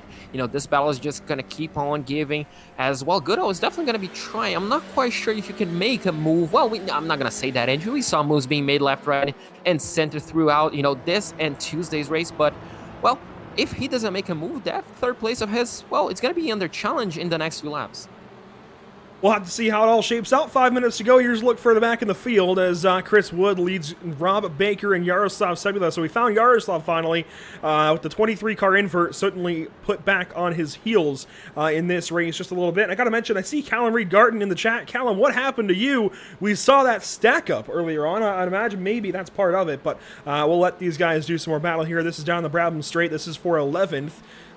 Chris Wood with some company here from Rob Baker. Rob Baker is the white and blue Hyundai right in the center of the screen, and Chris Wood is the black and red car as we will work up to Druids. Here we go. Maybe a challenge for that spot. Yes, Rob Baker says as he takes the apex. Yeah, and he takes that position. Look at Sebula right behind. He's going to be trying to get a piece of that action. Not quite on Graham Hill corner right now, but, well, that battle is going to keep on giving. Looks like we do have a further few battles just ahead, as we do have drivers even going side by side through Cooper Straight, well, not Cooper Straight, through Surtees. Yeah, Wayne Douglas and Lee Holmes, it seems, are mixing things up. It's 50-50 right now in the top 10 between Pro and Pro-Am. That's the effect that the I guess lap 1 melee caused, as we see a couple of teammates side by side, JB Masita and Adam Watson. Watson with a win last week at Donington Park now moves ahead of JB into turn 1, takes 13th place away, and there's now 3 of those cars in a row as, oh man, JB took a mad steer towards Apex. I don't think that was intentional. I think the car might have got away from him a little bit under braking, but that certainly raised my blood pressure. Imagine his, just seeing his car essentially just targeting his teammate, but luckily he got that under control. An absolutely great save. I held my breath while he was doing that, but looks like this battle between teammates, as we mentioned, the teammates really do like to race each other. It's really nice to see. But obviously, when you're battling, you're backing up the entire field back here. Looks like even Rafal. Oh, is this for second place? This is the AM lead. And we can see David Crozier back here, Nathaniel Goodman, and in the middle of all of this is Duncan Cope. Wanted to come back and touch on this battle before the race ends, and you can see how it's all worked out. You can even see Craig Schill in the background. So the two AM leaders are still very, very close. Duncan Cope the advantage. Crozier moves on, and oh my goodness, there's a car at apex of turn 1. I think that might have been Alan Toon, but I could be mistaken. Was that Alan? I hope not, because he'd be well off pace. But it might have, I don't know. We'll see if he ends up lapped on the results. I don't think it was Alan Toon just yet. Craig Schill is going to take a look to the inside of Mark Johnston. Nothing happens there, but Craig needs that spot if he wants to win this race in AM. Yeah, absolutely. I'm not quite sure if you noticed, but on the exit of turn number 1, there was a car that towed, so unfortunately someone had even more issues. But as you mentioned, Craig Schill, can he get past some of these cars just ahead of? We have less than about 2 minutes to go, not less than 2 minutes, just about 2 minutes to go, so that should give the drivers around 3 laps of racing. It has to be now, Andrew. We just have to take your chances as soon as it pops up. Maybe just wait for a battle between those two ahead and try to take advantage of it. But we're just going to have to wait and see if we can line up That's maybe into Druids. That's the door open. Druids up ahead. Craig Schill looks to the inside, fills that gap. He hits him. You know what? Touring car standards, that might be okay. I'm not sure. Duncan Cope loses the lead, though, to Craig Schill. That was aggressive, but all things considered, one of the cleaner moves I think we've seen into Druids. One of the cleaner dive bombs anyway, certainly. Yeah, absolutely. He makes that work. I'm not quite sure if Cope is going to be really happy, and that might take, just a dive back. Well, have you ever been happy when you've been passed? Oh, absolutely not. Yeah, unless that was Max Verstappen. Yeah, but, well, we're going to have to see, 2 laps to go, Andrew. Now, that's going to be the bad. Can he get the lead back from Schill? Well, only time will tell, I guess. Even while taking a bat, I'm not quite sure. Well, if you want to keep talking about the lead, Scott Malcolm has walked away then from second place in Pro-Am, but he does have a mirror full of Rafal. This is the battle for second place on the racetrack through turn 5. Out of clear ways will go. Jamie Goodall has fallen back just a little bit. You can see it looks like the Lux Sim number 575 has just fallen back a tiny little bit, right? Fallen off that hair, if you will, from Scott Malcolm, but is still ever so close that if these guys have a battle for second, I think Jamie can do exactly what we just saw with Craig Schill. Wait for the opportunity to open up and take it. Yeah, absolutely. That just might be the good strategy. He's following Rafal right now, so he's following one of the fastest guys we've had on the field so far. So he could be taking a few lessons right here into, just racing lines, how deep you need to brake, where you turn in. That could be just one of the points, but, we cannot talk about Ben Sharp. We haven't really talked about him because look at the gap, 5.3 seconds to second place. There's nothing really to talk about except how great his pace is. Yeah, it's been pretty incredible, honestly. Ben Sharp has been really, really good in this race. He'll now work up the Brabham Straight. This is white flag presented by Tucson Sound Art for Ben. And, he is simply gone. There's no other way to put it, but we do maybe have an opportunity here. Rafal is going to square up Scott Malcolm. This is for second on the racetrack. Rafal going to take the left side. No, he's going to dart back to the right on the inside. Gets right down there and turns him around. And you know what? I can't put a single ounce of blame on Rafal. The way he got crossed up there, he had to take it now. It's a battle for the Pro-Am lead as Goodall is actually taking it. Malcolm is trying to stay second and get back in front of McMahon. McMahon through the grass. Saves that race car. Goodall is going to roll on through for the Pro-Am win if everything holds, as Ben Sharp is going to exit turn number 5 and win race number 2 on the day. Second will go to Rafal out of turn number 5. Here we go. Down to the line to make it official. Jamie Goodall with the Pro-Am win. Scott Malcolm and everybody else comes across the line all at once. Scott Malcolm 4th overall, second in class. Oh, wow. Oh, wow, indeed. What an absolutely fantastic final lap. It's just a final lap overtake, isn't it, Andrew? Those are amazing to look at, breathtaking. And boy, oh boy, we still have 2 to go. How are we going to get through this? There's the Craig Schill drive across the start-finish line for victory for him. And there goes Duncan Cope and Roger Morton for second and third. So Duncan even backed up almost to Roger Morton. So Roger has something in that number 992. Adam Height comes across, James Neve, Alan Toon should be across in just one moment. Here he comes in that Spyro at number 965. He is the final lead lap car to come across. So with that in mind, JP, it is time for another spin. Really, really good win for Jamie Goodall when it's all said and done for Pro-Am. Obviously a great win for Ben Sharp, just dominating this race after turn 1, and really turn 2 is where it happened and where his win was almost secured. And then a proper win also down there for Craig Schill in Amateur. Let's bring up the spinny wheel and see what we get. Now, we didn't change the 23, we didn't get any votes out in the chat, so we didn't have anything to go off of. We need that input. It's not going to be 23 again, instead a much more reserved, much more conservative invert, it looks like, for race number 3. Only 10 cars, JP.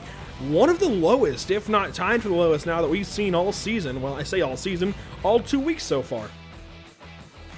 Yeah, absolutely. I'm pretty sure some of the each and every single driver in the top 10 will be thinking that number 10 is there, and he just landed on it. And absolutely, Ben Sharp is going to be over the moon, because in the previous race, well, the leader had to start from 23rd position. Right now, he's only going to have to start from 10th. So, yeah, just going to have to take a look at the unofficial results to see who's going to be lining up where. And, well, do we have it here? Ben Sharp wins race number 2. He's going to be starting off in 10th place. Rafal in 2nd place, just behind.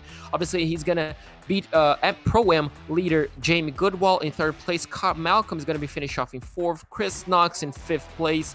Adam Shepard in 6th place, an amazing recovery drive for him as well. Tom McMahon in 7th place. Wayne Douglas in 8th. Michael Seal in 9th. And Lee Holmes in 10th. In what looks like, Andrew, no, it's a perfect split, as you mentioned, between the amateur and the pro and the Pro-Am class on the top 10.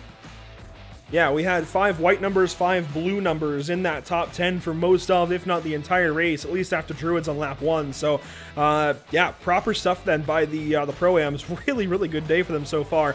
We look back then to 11th through 20th, Rob Baker, Chris Wood. They're just missing out on the invert, Adam Watson as well. But the good news is, right, they're not being flopped way down in the field. So while they might not be getting flopped up, they're not getting flopped down. So really, I think that's still pretty okay. JB Macedo then will finish 14th. Yaroslav Sebulo only 15th. I think maybe was hoping for a better invert number, at least for him. Shane Pigg at 16th. Luke Kidsley in 17th. Aaron Rose 18th. Carl Hardy 19th. And James Clark rounds out your top 20 in race number 2.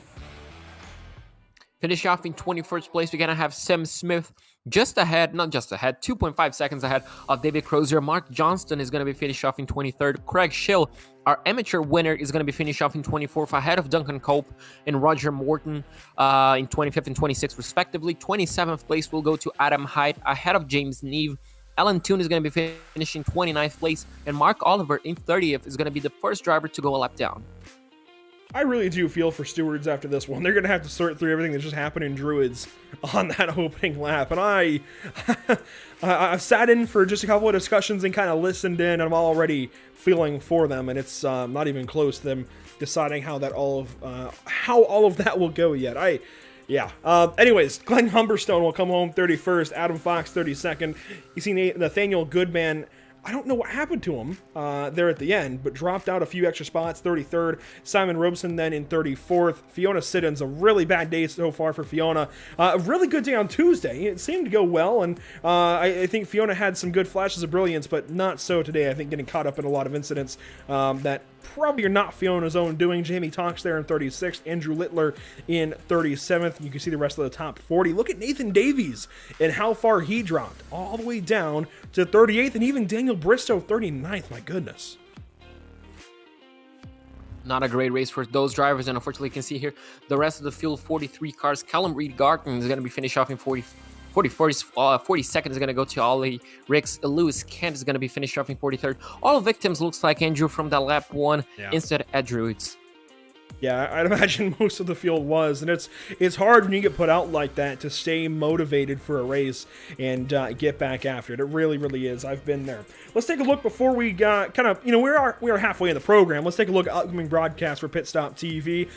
Just in case for some reason you guys decide to tune out, we want to make sure that you guys know what's coming up because there is a lot for the month of January. The BRP iRacing series comes up on Monday at the Linear Raceplex, followed up by the BSR MX-5s.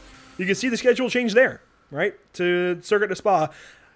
We'll see how that goes. It's going to be a huge, huge, vast contrast to what we had lined up with Alton Park, and I really, that is very bittersweet to lose Alton Park, unfortunately, but for a good reason, right?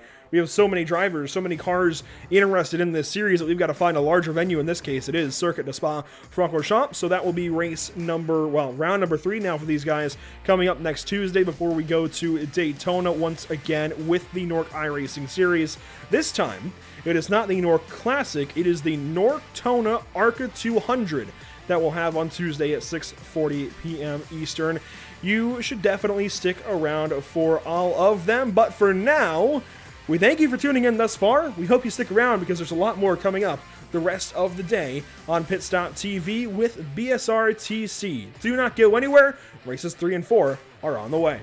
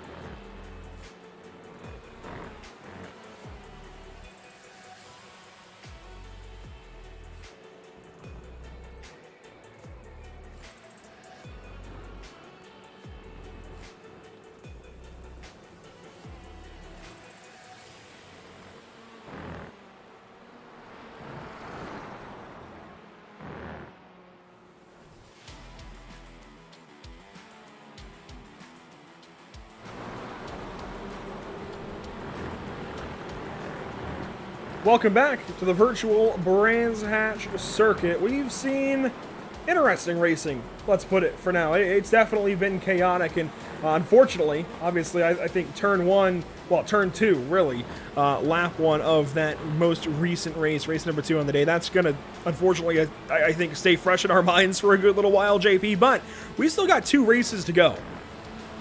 That's a lot of racing yet to happen today, and this is a look at the point standings as we came into today with Tom McMahon stealing the show. He's been good again today, JP. Adam Watson, he's dropped down the order a couple of times. Nathan Davies was good until that last race.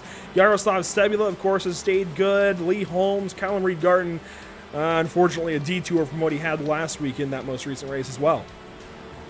Yeah, absolutely. Some drivers having an absolutely amazing 2 races. Some of them, unfortunately, just dropping a little bit off. But, that's just kind of what we expect, Each and every single driver has their favorite racetrack, and we can mention that. But obviously, luck comes a lot into play, especially on a track like this. This track obviously has a lot of challenges, 40 odd cars on a 2-kilometer racetrack. That's going to prove a lot of challenging, and sometimes luck just might not be on your side, on, let's say, on the instant, on turn number 2, as you mentioned. Some drivers, unfortunately, lost a lot of positions, but some drivers were just able to sneak in on everybody and just get tons and tons of positions. So, everything has to line up together for you to get a good result. And, well, I hope to see everybody getting amazing luck, because that just provides better racing, doesn't it? Yeah, I mean, we talk about this being a short course, of course. This is the Indy configuration of Brands Hatch. I think it's used more often throughout the year, certainly, and maybe a little more common for most. You can see some of the fast laps there on the left. When Kart came here in 2003, Adrian Fernandez lapped around here at just 38.21 seconds. That's how fast it is here, how short this place is. And that was in 03. The cars, I guess, that are now similar, Indy cars, of course, have come a long way. I wouldn't be surprised if it'd be down a little closer to 30 seconds with today's Indy cars, the Dallara IR18. So, I mean, it's just insane how fast this place is, because even though it's short, there aren't really too many really slow corners. There's only 5, and really I feel like the only one is Druids. It's very fast down Paddock Hill Bend, down Halewood's Hill, and I guess up Halewood's Hill, back up to Druids. Graham Hill Bend is very quick. The Cooper Straight leads you right into Surtees and McLaren and Clearways, and that's also very fast.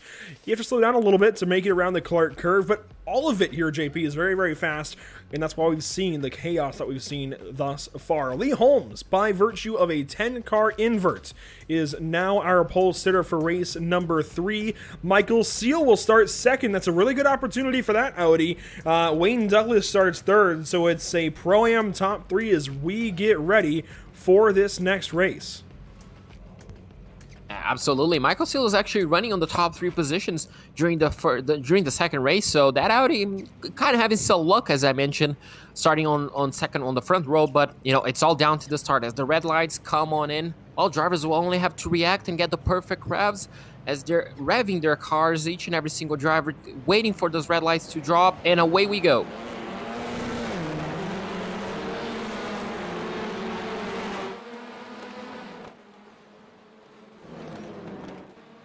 Michael Seal with the lead, and Lee Holmes has already turned around in the dirt.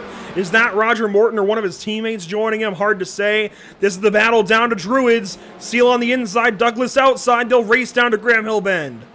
Douglas with Seal the move. Looks like, oh, yeah, look, I was just going to mention Seal retains that lead, but looks like not quite. Yes, he does, but looks like the first few laps, oh, look at it.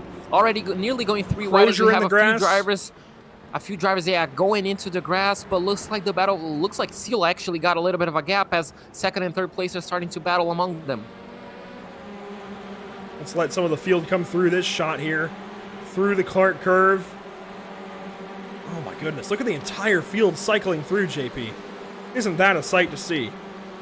I was just going to mention, that's an amazing sight to see. I just love these cars, and seeing all of them close together in close proximity is just amazing. As we take a look even closer now, as we're going to have a battle, looks like maybe into Druids, 2 wide. No, looks like Knox retains that third place. Shepard is trying to get something to work in 4th place, but Pro-Am 1 and 2, and essentially the rest of the top 10 is full of pro drivers except for Piggott. Yaroslav Stebula just moved Piggott out of the top 10. That was an aggressive move down to turn 3. That sorts itself out, though. Piggott back on the racetrack. If you take a look at the weather in this race, it's cooled down a bit, down to 68 on the racetrack. And boy, what is that in Celsius? It's got to be low 20s, if even in the 20s at all. Obviously the weatherman when it comes to Celsius, but this is really close conditions when we talk about the first race. So a really big jump from second and third place as we have about second place. Looks like Knox is trying to get a move down into Douglas. I'll update you on the temperature quite shortly. Oh, they touch. That's going to be moving Douglas. He's going to be losing third place as well, and maybe even fourth. Yeah, Chris Knox has no time to wait. Oh, massive accident with Wayne Douglas and Rafal. Rafal gets gather of that car now as Wayne Douglas is, well, maybe not massive accident. It always feels like it's going to be a whole lot bigger, and then they find some way to not hit anything as, oh, there's too wide through the corner as Wayne tries to get back going. That could have been so much worse. Props to both of them for mitigating that, as now Chris Knox is through to the lead somehow. Oh, Malcolm dropped all the way down to 8th place, so something definitely happened to him. And, well, as from a Pro-Am 1-2, that's a top 7 full of pro drivers.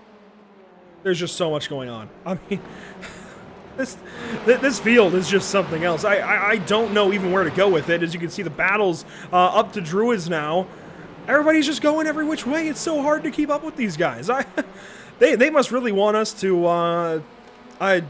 I don't even know. I'm so confused. I can't even come up with the word I'm trying to come up with. I don't know. I cannot keep up. Yeah, neither can I. And I'm pretty sure each and every single viewer that is watching us at home might just go a little bit crazy trying to follow the timing sheets, trying to follow what's on the screen, because it's definitely hectic. Even English is slipping out of my head as Chris Knox might be trying to line up a move on Adam Shepard as they head into turn 1, Knox maybe had into the lead Druids. a lap ago. Oh, yeah, true. So Shepard, got the lead and got the fastest lap. Just now he got beaten by Aaron Watson. Oh, just forgot. Yeah, Adam. So, yeah, the A names, Andrew, well, they're kind of slipping away from us. But Watson gets the fastest lap. He, unfortunately, his race number 1 got cut off short. But, well, he's currently in 4th place. So, we might see a bit more of him. It gets a lot harder to figure these names out when there's 50 of them that show up on any given race day. This is a look back a little deeper in the top 20. As this is your amateur leader. Once again, Duncan Cope sorts out early in this race to take the amateur lead in that number 912. I don't see anybody in front of him with a number 9 beginning their number. Adam Height, though, is right behind, and this then is second place and the best start we've seen so far for Adam today. He's got company now as Nathan Davies is going to challenge for that spot. This will be for 21st on the racetrack, as one car I think is slow up ahead. Oh, behind actually is Sam Smith is crashed. Crash it absolutely stopped. He's going to have to wait a little bit, maybe just to get back on the racetrack. He gets it back quite safely, obviously crossing the racetrack. It's quite dangerous, but he comes back without making contact to fellow drivers. So good job for him. Looks like we're following right now the number 8 as we cut a little bit backwards because Andrew, looks like there's racing. This might be the battle for the amateur lead, if I'm not mistaken. Yes, Duncan Cope now with the mirror full of Nathan Davies. Adam Height is right behind. Let's watch then from Adam Height's perspective. He follows Davies through Surtees. And Davies has been great, I think, but has had those moments that have just broken up his rhythm, most notably race number 2 today, where, he fell, down to 38th in the order. That's where he finished that race. He only got a couple laps in, and that breaks a driver's momentum on the day. It's going to be tough then for Nathan to recover. He challenges Duncan Cope from behind into turn 1, but is not able to find a way, just stays right behind him. Good move there from Nathan, then just wait. Be patient. There's going to be an opportunity to get by Duncan Cope. Yeah, absolutely. He just has to follow Nathan Davies. He's getting pressure right now, so that opportunity might just slip away, but looks like he's going to retain that position for now. If I'm not mistaken, 22nd place or 21st place. So just has Nathan to follow Davies Nathan. Is the great car. This is Adam Height. Oh, this is Adam Height. So yeah, I misread that completely, but yeah. So he just has to follow. Essentially, now he loses a little bit of touch with the driver ahead, but well, obviously getting challenged, Andrew. Kind of hard to keep following the driver ahead whenever there's a car on your inside line. So Davies will continue to challenge Duncan Cope, and here we go. Now Davies is going to take a look to the inside in turn 1. That pass is just about made. There it is. It's complete. So now drop Duncan Cope to 19th on the racetrack. Adam Height into 20th, but Adam Height has a challenge for one of the Pro-Ams up the inside into Druids. Contact and Height. Whoa, good gather up. He continues on. Rob Baker is stopped. He has crashed hard. This is an Surtees. Yeah, he crashed hard. I'm not quite sure they absolutely made contact with someone because there's not a braking zone, so there's no reason for your car to spin. So unfortunately for him, his race got cut up short. And, well, that's just race over, and that's just how quickly things can change. Let's look up front. Luke Kisley and another one of those Puma liveries. There's a lot of the same Puma livery through the field. Makes it even more challenging for us to keep things track. Chris Wood is the number 20 right in front. So this is up front. The top 6 basically, as Shepard or Knox have actually distanced themselves from this battle a little bit. You can see Knox up ahead, the multicolored machine a little ways up. But Adam Watson is in third, which is good for Adam. He needs the points in this race. Yaroslav Sebula is the white and orange machine directly in front of the car that we're following. So we're on the onboard of Luke Kisley in 6th.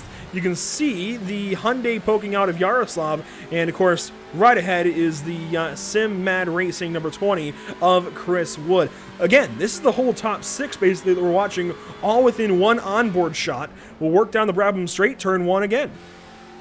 Yeah, we're going to have a good sight to see it here. Essentially, the whole top 3, as you mentioned, whole top 6, not top 3, as you mentioned. But looks like Luke Kisley just lost a bit of contact. And it's going to be interesting to see because the pace clearly shifts from whenever we're talking about Sector 1, Sector 2, and Sector 3 between the 3 cars that are in this 4th place battle. Sebula looks like he might just be a little quicker on that first sector. As you can see, Chris Wood unfortunately losing a bit of that gap and now falling into clutches from Luke Kisley as he's going to be trying to line up a move as we cut back to Chris Wood. And, well, just going to be a question of who's going to be brave enough to put his nose on the inside line. Luke might be in a position not into turn 1, but maybe to Druids, as we have 2 cars way off into Graham Hill Bend. Those being Jamie Tonks and James Clark that we rejoin now, we join now way back in the field. They have had an issue around or involving Roger Morton, one of the premier amateur drivers. That car looks clean, so I think he might have just scooted on through it. He is 3rd in amateur. Duncan Cope still leads the amateur category after the issues for Adam Height a few laps ago, and here we go. This might open up the amateur lead as Nathaniel Goodman, I gotta get that one straight. Goodman challenges down to the inside of Druids, takes the apex, takes the spot away. Duncan Cope hangs for a moment on the left rear, gives that spot up ultimately, and now Adam Height has a chance, I think, for this amateur lead. 6 minutes to go. Yeah, just about getting a chance. You can see the gap really closed down with that overtake. This is a battle as well for the top 20, essentially. As you can see, we're on board with Adam Height. And, well, he's just going to be trying to line up a move, Andrew. It didn't come before. This might be, one of the only shots that he has. So he has to take absolutely advantage of it, as they head into turn 1. As you can see, Duncan Cope trying to get a little bit of defensive, but not quite. Oh, as we nearly have a big lunge into turn 1. I almost ate my words once again, but that's going to be compromising a little bit of the exit. Not quite. So Adam Height is still going to be in 2nd place of his class, but he looks committed to going down the inside. He's not afraid of doing it. But if he can get his car slowed down and, well, within a reasonable distance, well, he might just have to move sooner than later. So again, this for the amateur lead and for 20th position. Carl Hardy's the next car behind and honestly could challenge Adam Height before this race is over. Still 5 minutes to go. The only thing Adam Height needs to worry about here is going too early. Maybe trying to be a little, jumping the gun in this battle. He's got to set Duncan Cope up and really wait for a good opportunity here. When you're racing for the race lead, you have to wait for a quality opportunity, and this might be it to turn 1. Yep, there we go. Oh. Takes that spot away, but here's the crossover. Some contact maybe down the Paddock Hill Bend, and here we go to turn 2. Druids, and Duncan Cope back to the left side. Now he's going to cross back up right. Takes a look at the inside, nothing there. Fantastic defense and offense here on display. More contact, more door banging, and they're both off in the grass just a bit on that runoff. And ultimately, Duncan Cope loses the spot, but here comes Roger Morton to the inside of Duncan Cope, side by side into Surtees. Now Morton on the outside has to check back up for Duncan Cope, and the amateur top 3 are still in a line. Yeah, they're following one another. You can see all of them in this shot. Look at the run now they're going to have. Looks like Duncan Cope might have to go defensive into turn 1. He lost the position somehow last lap. I wasn't expecting that dive. Could he lose another position, this time on the outside? Oh, they're going to make contact once again. There they go. Oh, no. That was almost really, really good stuff. Roger Morton discarded into the Armco out there on the inside, and he will have to wait on an opportunity to rejoin. Man, very, very heartbreaking there. Roger Morton almost had 2nd spot. I hate to move on so quickly, but let's get back up to the race lead into the closing minutes of race number 3 as Adam Shepard still has that spot. Chris Knox second. Adam Watson is 2.5 seconds back. He's in third. You see him here battling with Yaroslav Sebula. And, well, when does the 78 make the move? That's the question we've asked so often in this series. When do you try to make that pass? That's a great question. It just has to come to you, I guess. You just have to take each and every single opportunity, even a mistake from the driver ahead, just get a perfect apex, perfect exit, perfect everything.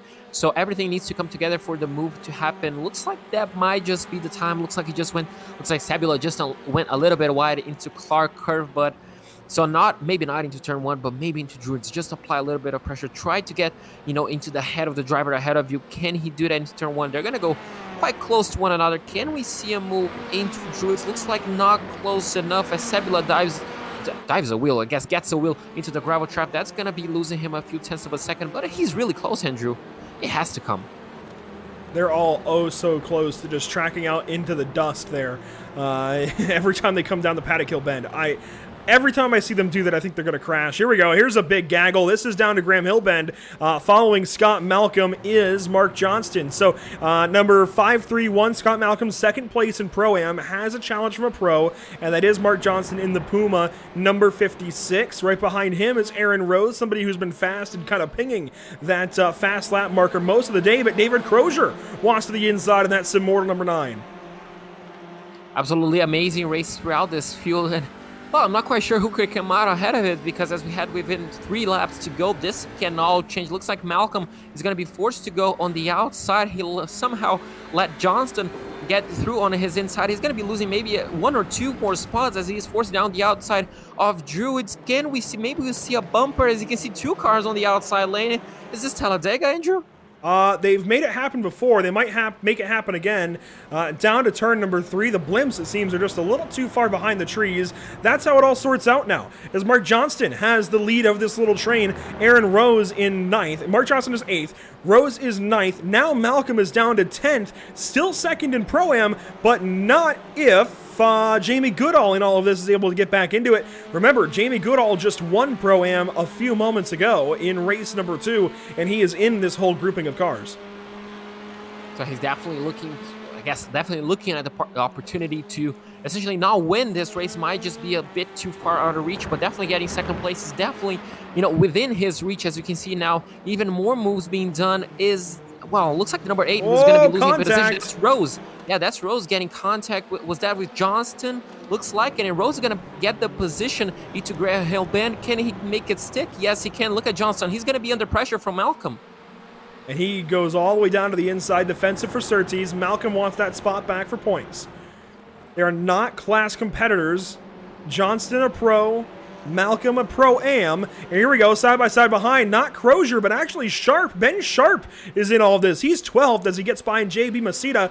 What can JB do to turn number 1? This is the white flag presented by Tucson Sound Art. I can't believe it's already come up. And here we go. Out of Druids already is our race leader, but Chris Knox is well within striking distance if he can challenge hard enough through Surtees and into turn number 5. Let's see. Well, maybe not. That might have been a slight exaggeration. This is on board from Chris Knox. It looked a whole lot closer. I think he lost some time between 2 and 3. And you can see now Adam Shepard is going to power away nicely to a race win. Second one of the day then for the number 17, Adam Shepard across the line. Watson and Yaroslav Sebula, they were battling. Watson will keep it. Luke Brinsley behind, he's 5th. He'll keep it. Chris Wood, a drag race with Shane Piggott. A nice recovery for Shane.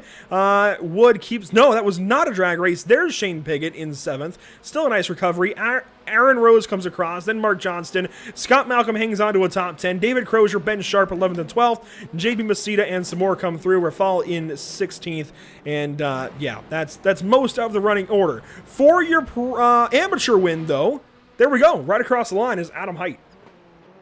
And well, he snatched that lead within a few laps to go, and well, held it, looks like. I was pretty sure maybe a challenge would come, but no, great job for him. And Andrew, I guess this is the time for you to take a breath because, boy, that last lap was something. And as we have the last few cars to come across the racing line, this might be the time for our Wheel of Fortune, this time with updated values. Yeah, we've changed things up just a little bit, try to help simplify things for the day. Of course, we saw a lot of big inverts on Tuesday, big inverts again today. At 19 twice on Tuesday, we've already seen a 23 so far today, and it just kind of mixed things up maybe a little too much. So we've lowered some of the numbers, try to let these guys breathe a little more. There's still a 21 on there, still 2 options for full. That would be pretty insane. But for the most part, you can see it, 2 8s on there, a 10, a 12, a 13, 2 13s, 2 15s. Let's just have a nice little calm run, nice little calm invert for race number 4. Let's see what we've got. Full goes on by. I think that everybody breathing a sigh of relief there. 15, it might be. Yeah, 15 it is for race number 4. You know what, though, JP? Still a lot more calm, and I think still some drivers breathing a sigh of relief there. Yeah, everybody's going to be breathing aside, especially the leaders. Unfortunately, 16th place won't be. He's going to be heartbroken because he was just 1 spot shy of finishing with, starting race number 4 in pole position. But we're going to take a look at the unofficial results in a moment to see who's going to line up where. And, I mean, Andrew, what a fantastic race we had. Here we have the unofficial results. Adam Shepard, just over 0.7 of a second ahead of Chris Knox. Adam Watson is going to be finishing off in 3rd, holding off Jaroslav Sebula. Luke Kidsley is going to be finishing in 5th place ahead of Chris Wood. Shane Piggott, our Pro-Am winner, in 7th place ahead of Aaron Rose, who just beat Mark Johnston. And Scott Malcolm, as you mentioned, actually, manages to hold on for a top 10 position. Yeah, pretty solid stuff. And Malcolm then will start from 6th. So, it hurts his starting spot, but is good for those points that he held on to a top 10.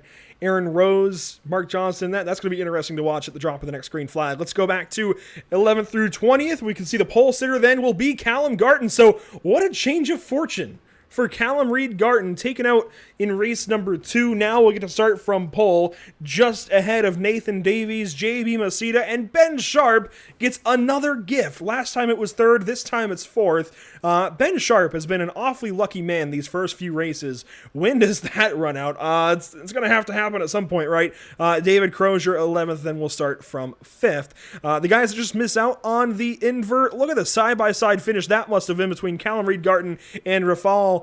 That then seems a whole lot more worth it for Callum to get 15th spot, doesn't it? Jamie Goodall, 17th, James Neve, 18th, Nathaniel Goodman in 19th, and Carl Hardy, a pretty good recovery, 20th. Pretty good recovery indeed. As we're looking now, we're going to be looking on the outside of the top 20 in 21st place. We're going to have Adam Hyde, our winner in the amateur class. Jamie Tonks is going to be splitting 1st and 3rd place in the amateur class. In 22nd place, not 1st and 3rd. Wow. 1st and 2nd. Duncan Cope is going to be finishing 2nd in 23rd place. There we go. James Clark is going to be finishing 24th ahead of Alan Toon. Roger Morton is going to be finishing off in 26th. The last driver to finish on the lead lap. The first driver a lap down is going to be Andrew Litter. Fiona Siddons is going to be finished off in 28th place. Lee Holmes in 29th. And Sam Smith in 30th. Finishing 31st, it's Rob Baker. You see Wayne Douglas 32nd, Craig Schill 33rd, Mark Oliver 34th, Glenn Humberstone, Simon Robeson, Michael Seal, Ollie Ricks, and Tom McMahon. My goodness, 39th. So all these guys, obviously, some misfortune there early in the going for race number 3. Unfortunately, they don't get to invert to the front. Wouldn't that be nice if we got a full and we could invert everybody that was taken out early? That's not quite how it works, but we do have an opportunity to flip the script, at least for the top 15, and we will do so here in just a few moments. Don't go anywhere. We've got more coverage on the way from Brands Hatch Indy, including a couple of interviews to start off practice once we get over there. Don't move a muscle. Stay right here at Pitstop TV. We appreciate it.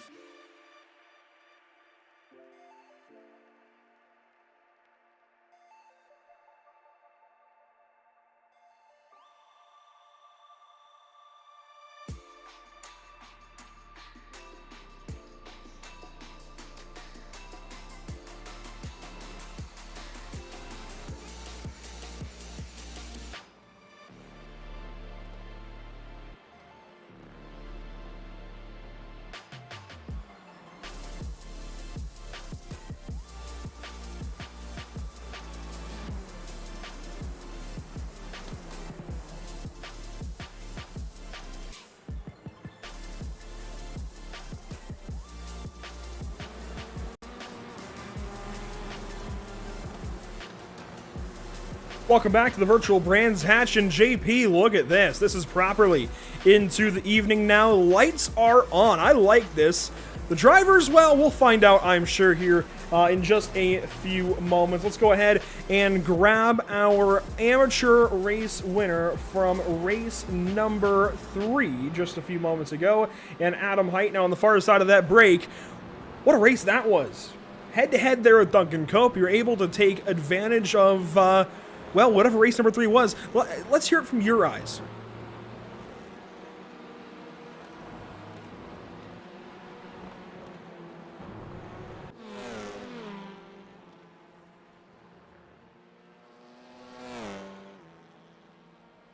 You know, he was honestly faster than us, but you know, he got a bit screwed over by some Pro-Am cars that were overtaking, and then I managed to make a bit of a Hail Mary dive up the inside, which got me the win. But I was actually fuel saving for the last 4 laps. I only had 18 litres of fuel in the car, and I was being told I had 2 laps of fuel left with 4 minutes of race left. So yeah, obviously there's a lot for you guys to keep in mind here. I saw some rumblings about fuel strategy, just to, you know, it wasn't an intentional strategy. Okay, so do you look for, you know, an extra lap, or do you get it as close as you can? Kind of, how do you figure your fuel strategy? I know obviously it sounds like it was a mistake, but how do you figure that in for your race? As an amateur driver, you know, my experience is limited in terms of fuel saving, especially with iRacing doing it very strange with the throttle position the pedal position rather than actually fuel burn. So what I tend to do is go for a lap or 2 extra, just and be able to push the whole race, especially in such a short race. In a Formula car, you've got a little bit more space, but in a touring car, it's not quite so simple. And it feels, at least to us, there's a bit of an elephant in the room. Race number 2, pretty rough start in Druids. As a driver, seeing all of that happen in front, well, obviously your goal is to get through it, but what's your course of action when that happens? Really, you've got to keep an eye on the other cars and see where they're going. For me, I dived to the outside because I could see that most cars had already stopped by that point. It's when you see a massive accident come out, obviously you want to make up a couple of positions and take up the freebies, but the last thing you want to be doing is heading full throttle into an accident and just creating more carnage and annoying everyone else who's already damaged.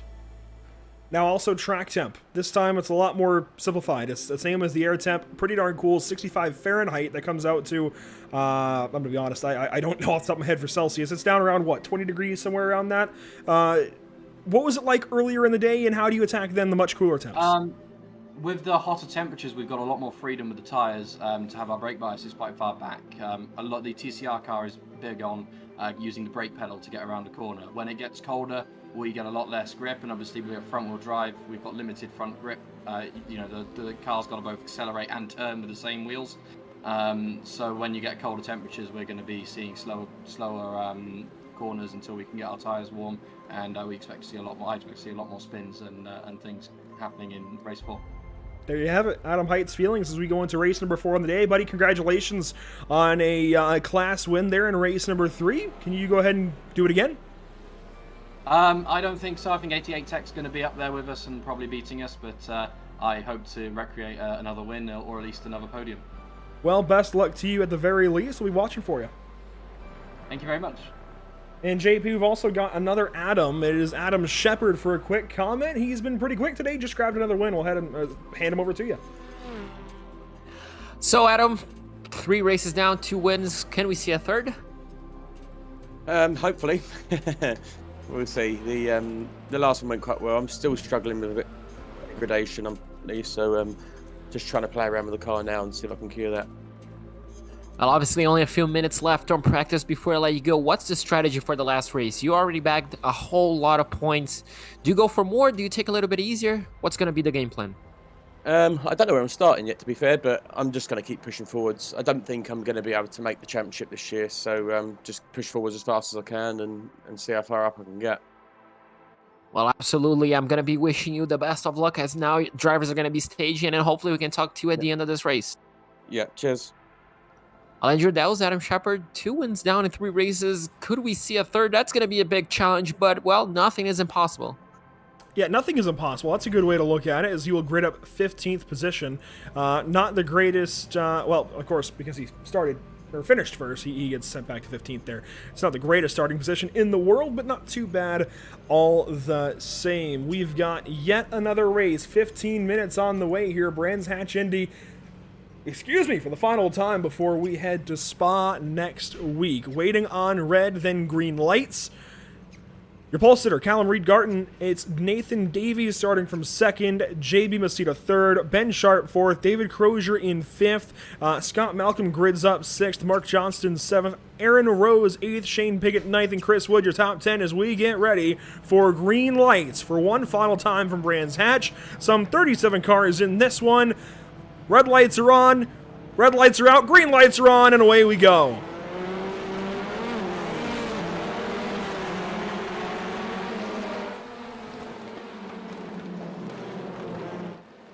Oh, already a crash.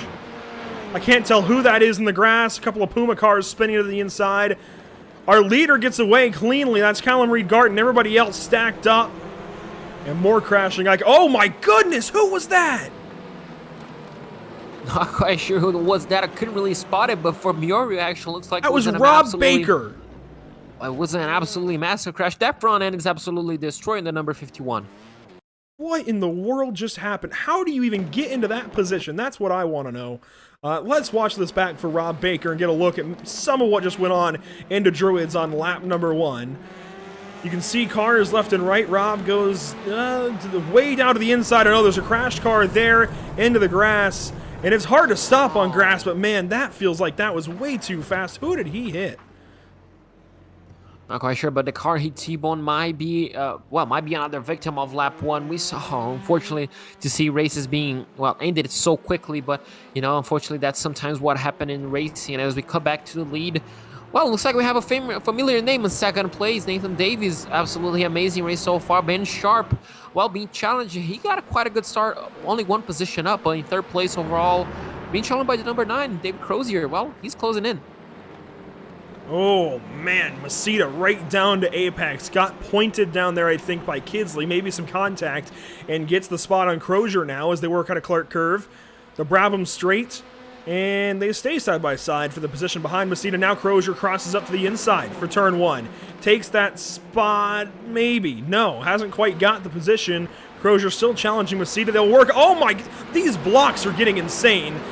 That was Kidsley blocking, I think that was Yaroslav Sebula all the way down to the inside. Defending is one thing, but these are reactionary blocks and they're dangerous. Yeah, if those are blocks, they could really end badly, especially in a corner like that. We just saw what happens sometimes if you brake on the grass. So, but luckily, each and every single one of those cars involved right there keep pointing in the right direction. Knocks in the grass. Knox, unfortunately goes into the grass. Oh! Adam Shepard's in it. Quick little spin, another car spinning. That's James Neve in the Gulf colors. He gets back on. Oh my goodness. The race I'm going to start getting gray hairs. Davies goes fastest, so he's the fastest car on track, but unfortunately, it's taking out 2 major drivers that we've had today on the show. As the race keeps on going, this is going to be a battle further behind them. I'm pretty sure top 5.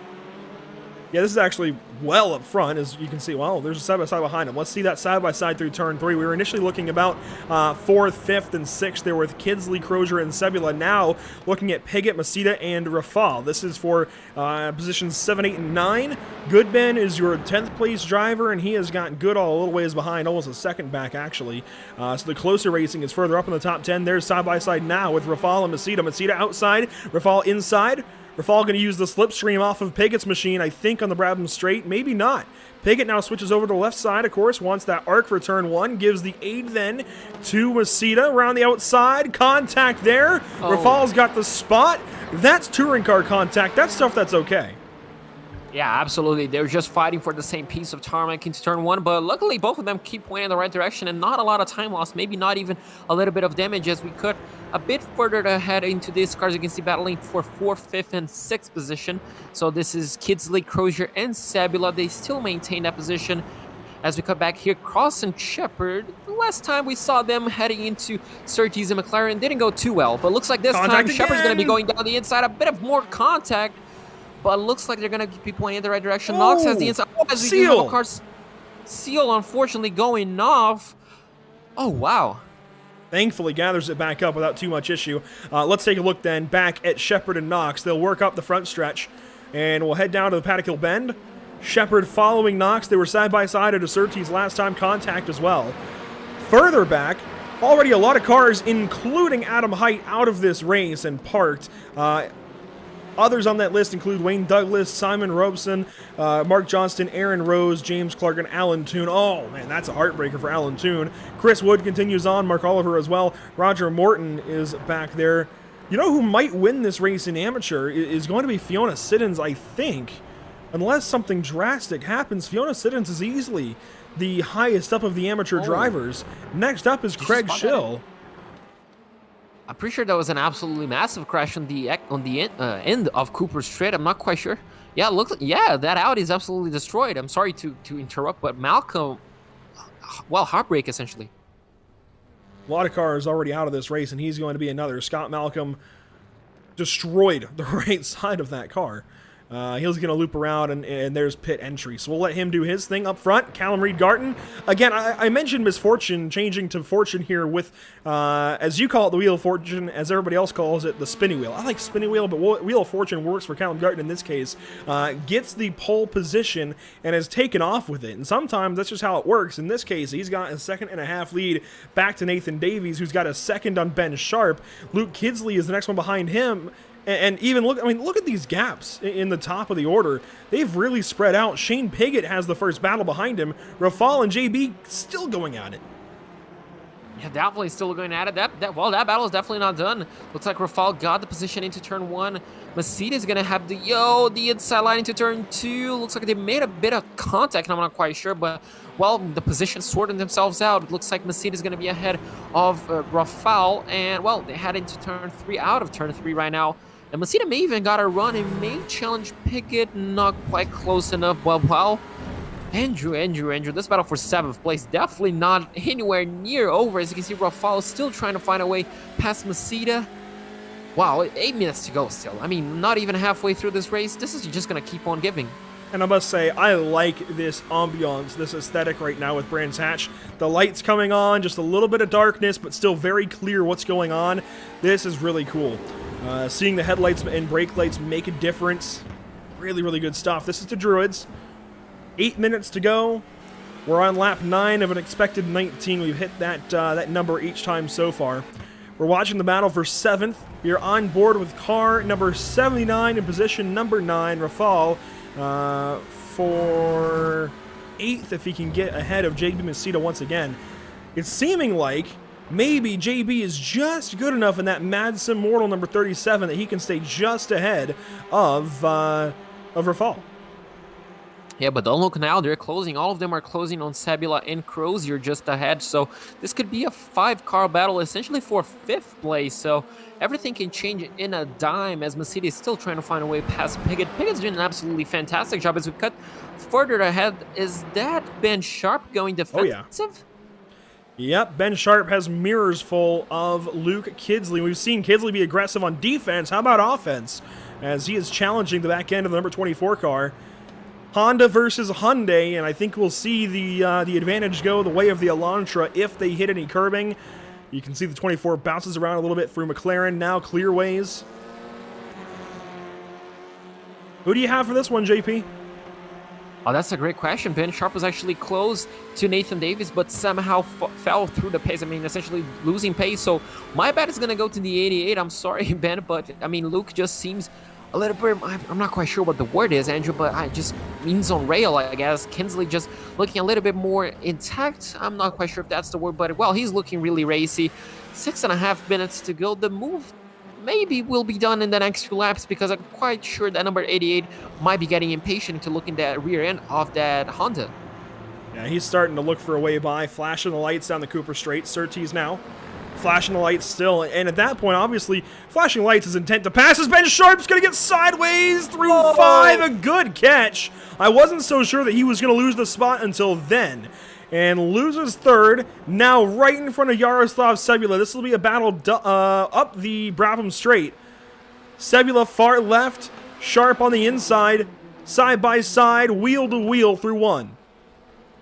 Wheel 2, wheel into turn 1. Looks like Ben Sharp just has the edge. Could Sebula look down the inside of Drew? It's not quite close enough. Ben Sharp goes a little bit defensive just to make sure he... Oh, yes, looks like we just got a move. Crozier, was that Crozier just passing Sebula? Yes, it was. So, wow, that was just essentially... I'm not quite sure what the term is, but that was just moving. But, well, number 70... Yeah, bump and run, exactly. The number 9 goes past the number 78, and... Wow. Now Shane Pigot's got an opportunity on Yaroslav, potentially. This would be for 6th.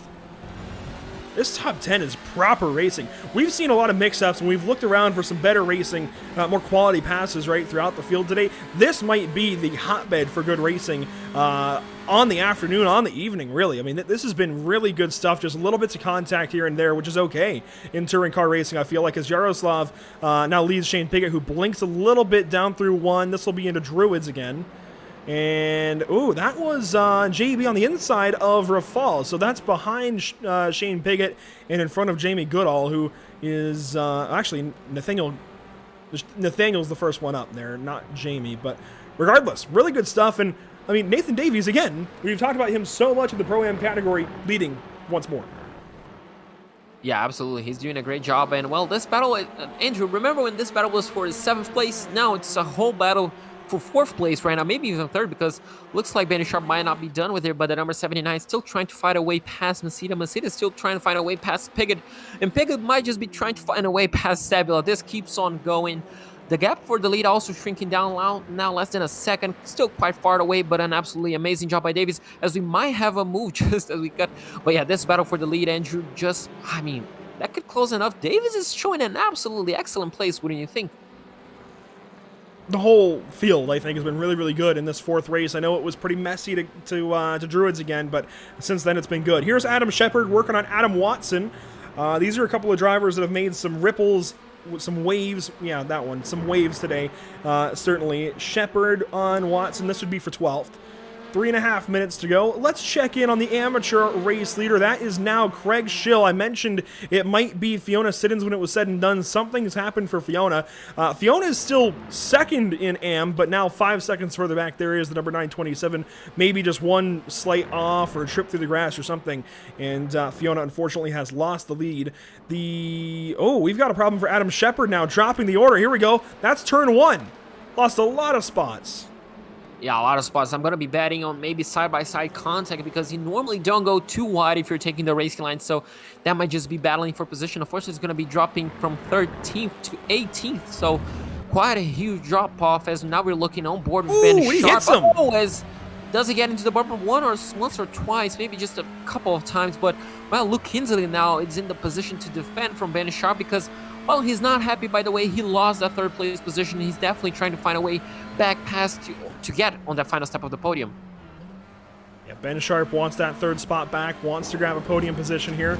He's still podium in class, but 4th now overall. Would like to get up back ahead of Kidsley, especially with the way it happened, where Ben was pressured into a mistake. Ben will not be happy with that. Just as a racing driver, will not be happy that he made a mistake, let that position go away. And he's got Crozier now behind him, and that's a slip-up for Kidsley, a little too wide. That might open the door. Looks like maybe not yet into Surtees, but just gets Ben right back into striking distance. If he could, oh, well, maybe not over the curbing. That Honda just struggles on the inside curbing into 5. And we've got all 3 manufacturers represented in this battle. 3rd, 4th, and 5th. 3rd is a Hyundai, 4th is a Honda, 5th is an Audi. Yeah, great spot right there. So you have all 3 manufacturers going to see who's going to come out on top, essentially for 3rd place for the final step of the podium. Kinsley, Sharp, or Crozier. Now it's the time to place your bet, because we might be approaching 2 laps to go at the end of this lap. Crozier trying to look down the inside of Ben Sharp, not quite close enough. So, boy, those shadows are getting quite intense. So the headlights are going to be working extra hard. Andrew, I mean, who do you bet right now? I was first on Kinsley. I might have to change my bet. It's going to be tough with only a minute and change to spare. Callum Reed Garton will come around and collect 2 laps to go this time by. There we go, under the start-finish line. You can see the gap to Nathan Davies. It's just under a second. Luke Kidsley is next up as they work out of turn 5. They are well behind our race leaders, but man, they lead a pretty cool-looking train of cars. Oh, you can say that. It's a pretty amazing couple of cars, not a handful of cars, as Kidsley's still trying to find Ben Sharp. Ben Sharp could be looking down the inside of Druids, he And looks that so... reactionary move, again. Yeah, Kinsley moves under braking a little bit. Maybe a Max Verstappen move, if you remember in 2017, 2018, when he had those couple of moves. So he retains third place for now. Ben Sharp with that. He had to take avoiding action. Might come in clutch, might come under pressure from Crozier, I should say. But, well, with 1 lap to go, the white flag will be dropping at any moment. Could we see a switch up for the top 3? With the way they were racing the Druids that time, I dare say so, as it's white flag for Callum Reed-Garton. He's into turn 1. No pressure at the moment from second place as Davies has fallen back. Here comes Kinsley. And yeah, Sharp with the flashers, I think that's warranted, honestly. Anytime you move in a braking zone, you are assuming risk at that point. And if contact happens, it's on you. So we'll see how this works out. As there's another defense, this time from Crozier over Sebula. Crozier wants to hang on to a top 5. You just got to be careful the way you do it. As they work out of Druids, 1 car in the grass, that's JB Masita. They continue on. That's Graham Hill Bend for these guys around the mid-pack of the top 10. Up front, here's a look back at the number 87, Callum Reed-Garton, through Clearways, now Clark Curve. He is going to take a race win. Proper stuff then for Callum from the bottom of the grid right back to the top after just a couple of more races. Nathan Davies comes through for the Pro-Am win, and it's Kinsley and Sharp. Sharp can't do much about it, and across the line, Kinsley takes third. Sharp will have to settle for fourth. Crozier is going to be finished off in 5th place ahead of Sebula, ahead of Piggott. Masita and Rafal follow through in 10th place. We're going to have Goodman in, well, as I mentioned, 10th place. As the rest of the field is trying, looks like we're looking at Craig Schill, our amateur leader. He's going to be taking a victory in 21st place. So a great day for him. Really good finish here for Craig Schill. Takes that amateur win. Roger Morton sneaks on through for amateur 2nd place, and this is a battle. Fiona Siddons, unfortunately, going to lose that spot in the final few moments. You can see from the onboard as Roger Morton speeds away, and they go by our speed shot on the front stretch. That's all they had written for that battle.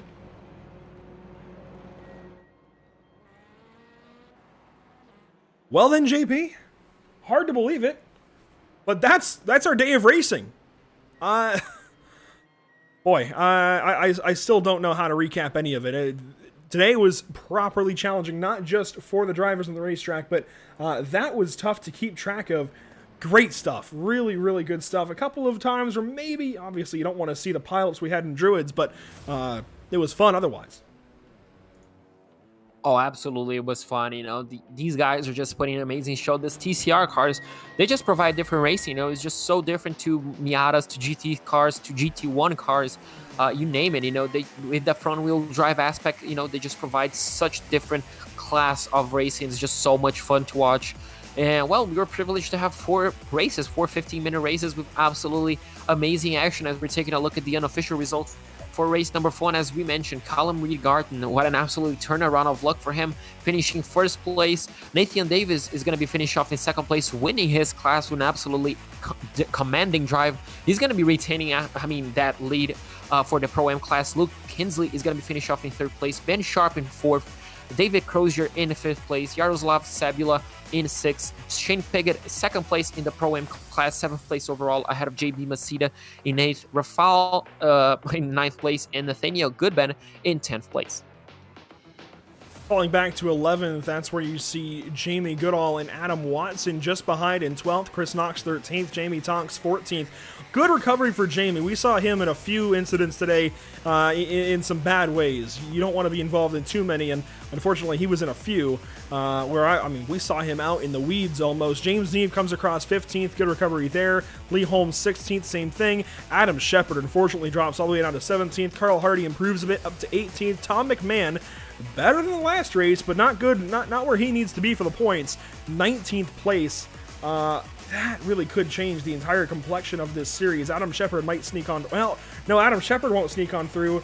Yaroslav Sebula could leave this 4th race your point leader. Depending on how things work out, Michael Seal finishes in 20th. Dare I say that Nathan Davis could actually exit this as the overall point leader. He was 3rd place overall, but as we move into 21st, Craig Schill, well, I'd say it as well, Andrew, he might have a great shot of retaining that amateur lead, an absolutely amazing 4 races for him. Roger Morton is going to be finished off in 22nd, ahead of Fiona Siddons, as we mentioned. Glenn Humberstone is going to be finished off in 24th. Sam Smith in 25th place. Andrew Littler, in 26th place, Chris Wood in 27th, both of them a lap down. Mark Oliver, unfortunately, 28th place, 2 laps down, and then Scott Malcolm and James C. Clark, 29th and 30th, respectively, 14 laps down, unfortunately. 31st is where you find Wayne Douglas, then it's Adam Height, Mark Johnston, Aaron Rose, Alan Toon, another heartbreaker for the number 965, Rob Baker, who we saw come flying into Druids. Yeah, we'll leave that one to the stewards. That was a little bit comical, but unfortunate because it takes somebody else out. And I wouldn't be at all surprised if Rob was on the brakes. And unfortunately, you're in the grass. It's hard to stop. So probably did all that he already could. It's just, man, it looks so bad when you see it from the TV camera. You just see a car flying in, bodying another car out of the way. But Simon Robeson finishes 37th, and that is all 37 cars that started race number 4. We've already got some drivers lining up, and they both come from interesting little battles. Let's start out, I think, with Dave Crozier, who we saw a lot of in the top 10, and JP, he's headed your way. He just finished 5th. And yeah, David Crozier, a 5th place finish for you on race number 4. Just give us your thoughts on the overall day for you. I'll be honest, I think I've had a pretty good, solid night. 4 pretty good, solid results. I think my favourite bit from all 4 races is the starts. I'm getting this Audi off the line absolutely beautifully. Race 2, I went from 10th, and by turn 2, I was 2nd. And it just, the same kind of thing happened in all 3 races, and I think that's set me up for a good night. I'm glad you mentioned the starts because that's something we've seen from the TCRs that obviously, make a huge part. Obviously, being front-wheel drivers, I guess, you just have more challenges to cope than a normal rear-wheel drive car. How difficult and how much practice do you put in to get the perfect start? I'll be honest, it is a bit easier in the Audi because it's DSG, so it's a semi-auto. And as a result of that, the first gear is much shorter than the likes of the Hyundai and the Honda, which has got a longer or taller first gear. So and not only that, they've also got to use their clutch. So they've got to slip their clutch to get it to bite off the line much easier, whereas all I've got to do is manage the wheel spin. But you'll see like the pros and the Hyundais can get off the line just as quick as an Audi. But at the moment, it's sort of, I'm using that as my little advantage at the start of a race. And then I've kind of got to manage the tyres for the first sort of 3-4 laps till they switch on. And after that, I can start pushing and making progress again. But yeah, nailing the starts in these things is super important because if you just roast, if you do a massive burnout and roast the tyres, you're kind of scuppered for the next couple, like, I'd say for the first half a lap at least, because your tyres are actually then too hot. Oh, absolutely. We mentioned tire wear, especially after the first race. I'm pretty sure it was Adam Shepard who mentioned, he just burned up a bit of the tires on the early part of the race and he was just struggling towards the end. How difficult was it to manage the tires, especially with the different temperatures? We saw race number 2, we had absolutely soaring temperatures, and then on race number 3 and 4, it kind of calmed down. How does it affect the cars?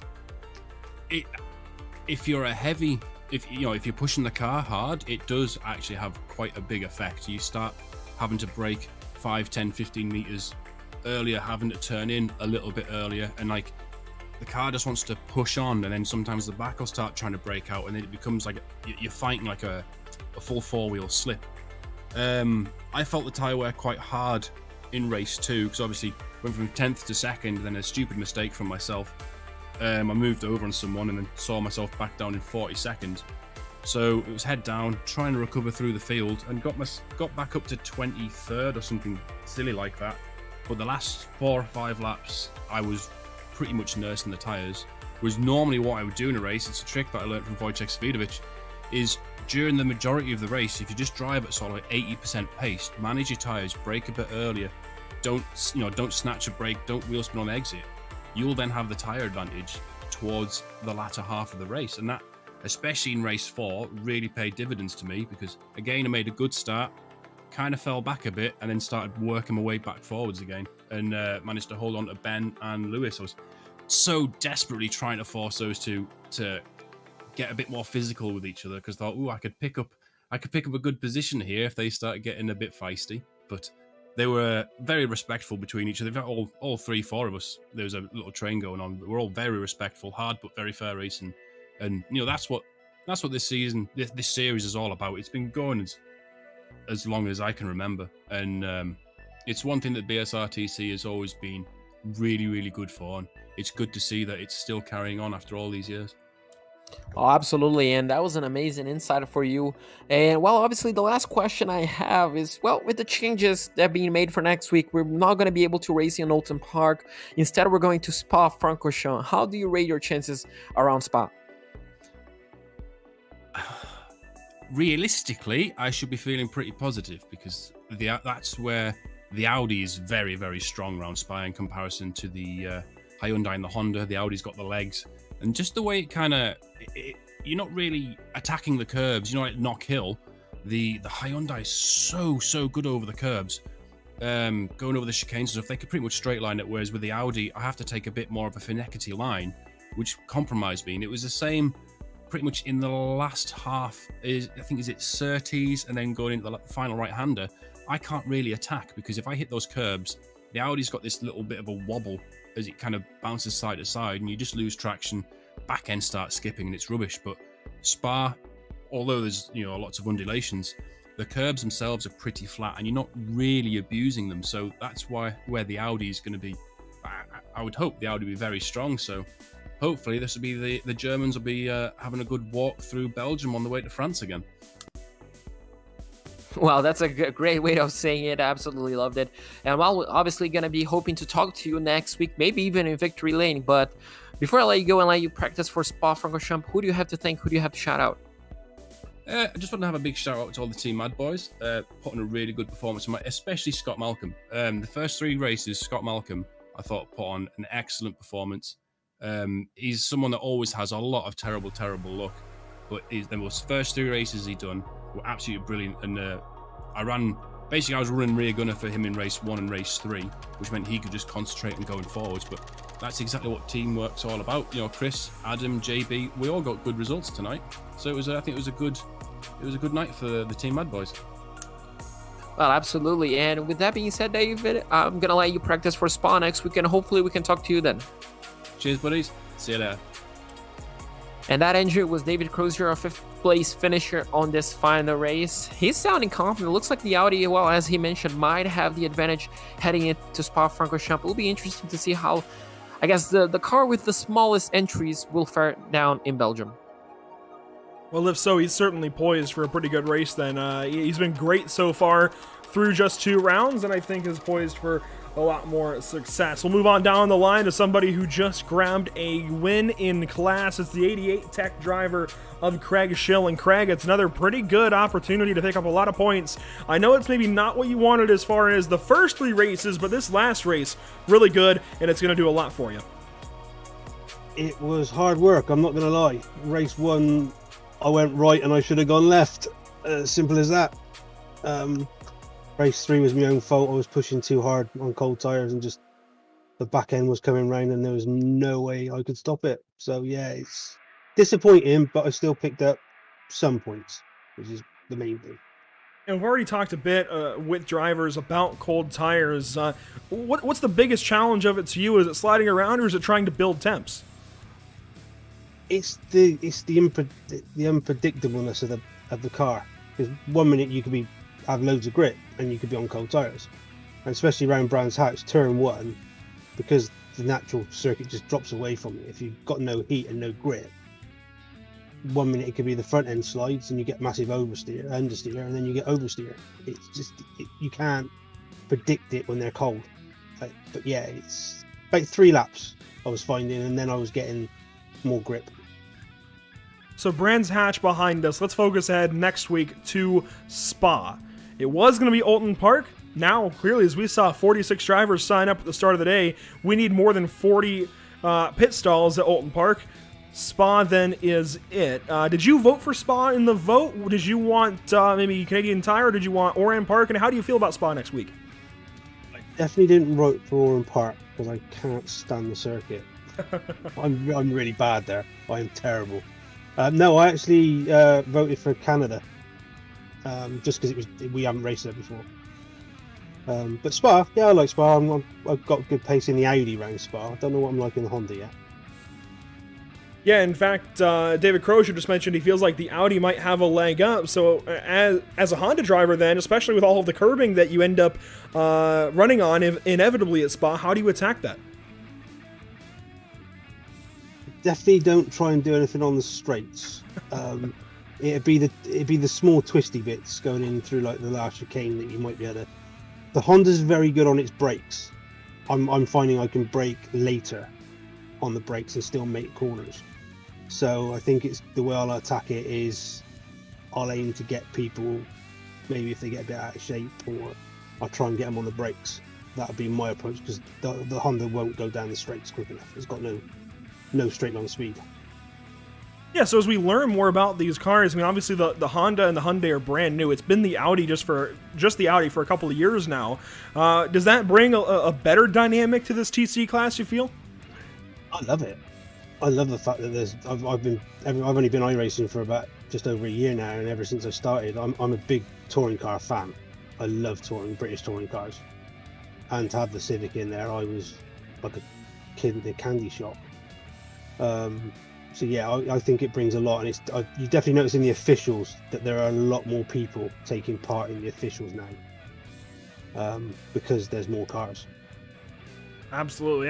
It's been really fun to watch. I mean, obviously, it's a lot of Hyundais right now. Seems like maybe that's got the bit of new car bias, like the Ferrari and GT3, but I'm sure things get sorted out. The VOP will make it a lot more fun down the road, and hopefully we get some more cars. It's been crazy watching you guys. Best of luck to you next week, then. Spa should be a lot of fun. Do we see another win, then, out of the 88 Tech Machine? I'm not going to say yes, definitely, but I will definitely be giving it my all. Sounds good, then. All right, buddy. Great talking to you again, Craig. And, yeah, hopefully we follow up next week. Thank you very much. Cheers. Craig Show with another win for 88 Tech Racing Team, and they've come on strong here in BSR as of late. A driver that finishes up just 2 spots behind Craig is going to be Fiona Siddons, and JP is standing by. So Fiona, as Andrew mentioned, you just finished 2 places shy of winning your class on the final race. How would you review your day of racing tonight? I've had a reasonable night. I've had 2 P3s in class. Race 2, I was in a battle with Simon Robson and ended up with a meatball. Race 3, I got taken out and fought my way as hard as I could to get a few points out of that. But the Matthews Logistics Hyundai has gone well tonight. Absolutely, and obviously that's going to be helping your championship charge. And whenever we talk about the differences between this track and not last week's track to Donington Park to Brands Hatch, that's going to be quite a huge jumping from Brands Hatch, such a small circuit, to Spa-Francorchamps. How are you going to adapt your driving to such a different track? I love Spa. It's a beautiful track to drive, and I'm really looking forward to it. And obviously being one of the longest circuit on the BSR schedule, obviously it's going to bring challenges of its own. We talked to a few drivers. Obviously we talked, actually, Andrew, with an Audi driver, a Honda driver, now a Hyundai driver. Being maybe on the back foot according to some drivers, how would you tackle such differences on the cars? Just get in the tow of any cars that's near you, and hopefully they will draft you along to fight the Audis off. Oh, absolutely. I'm pretty sure around Spa there's going to be great draft battles. And with tonight's race wrapped up, just finishing shy of the lead, as we mentioned, how confident does that bring you for the rest of the championship? I've had a good Donington, a surprisingly good brand, so I wasn't actually looking forward to it. So my confidence is very high at the moment. Well, that's great to hear, and hopefully, we can keep that confidence up as we, head into Spa-Francorchamps. Before I let you go, who do you have to thank? Who do you have to shout out?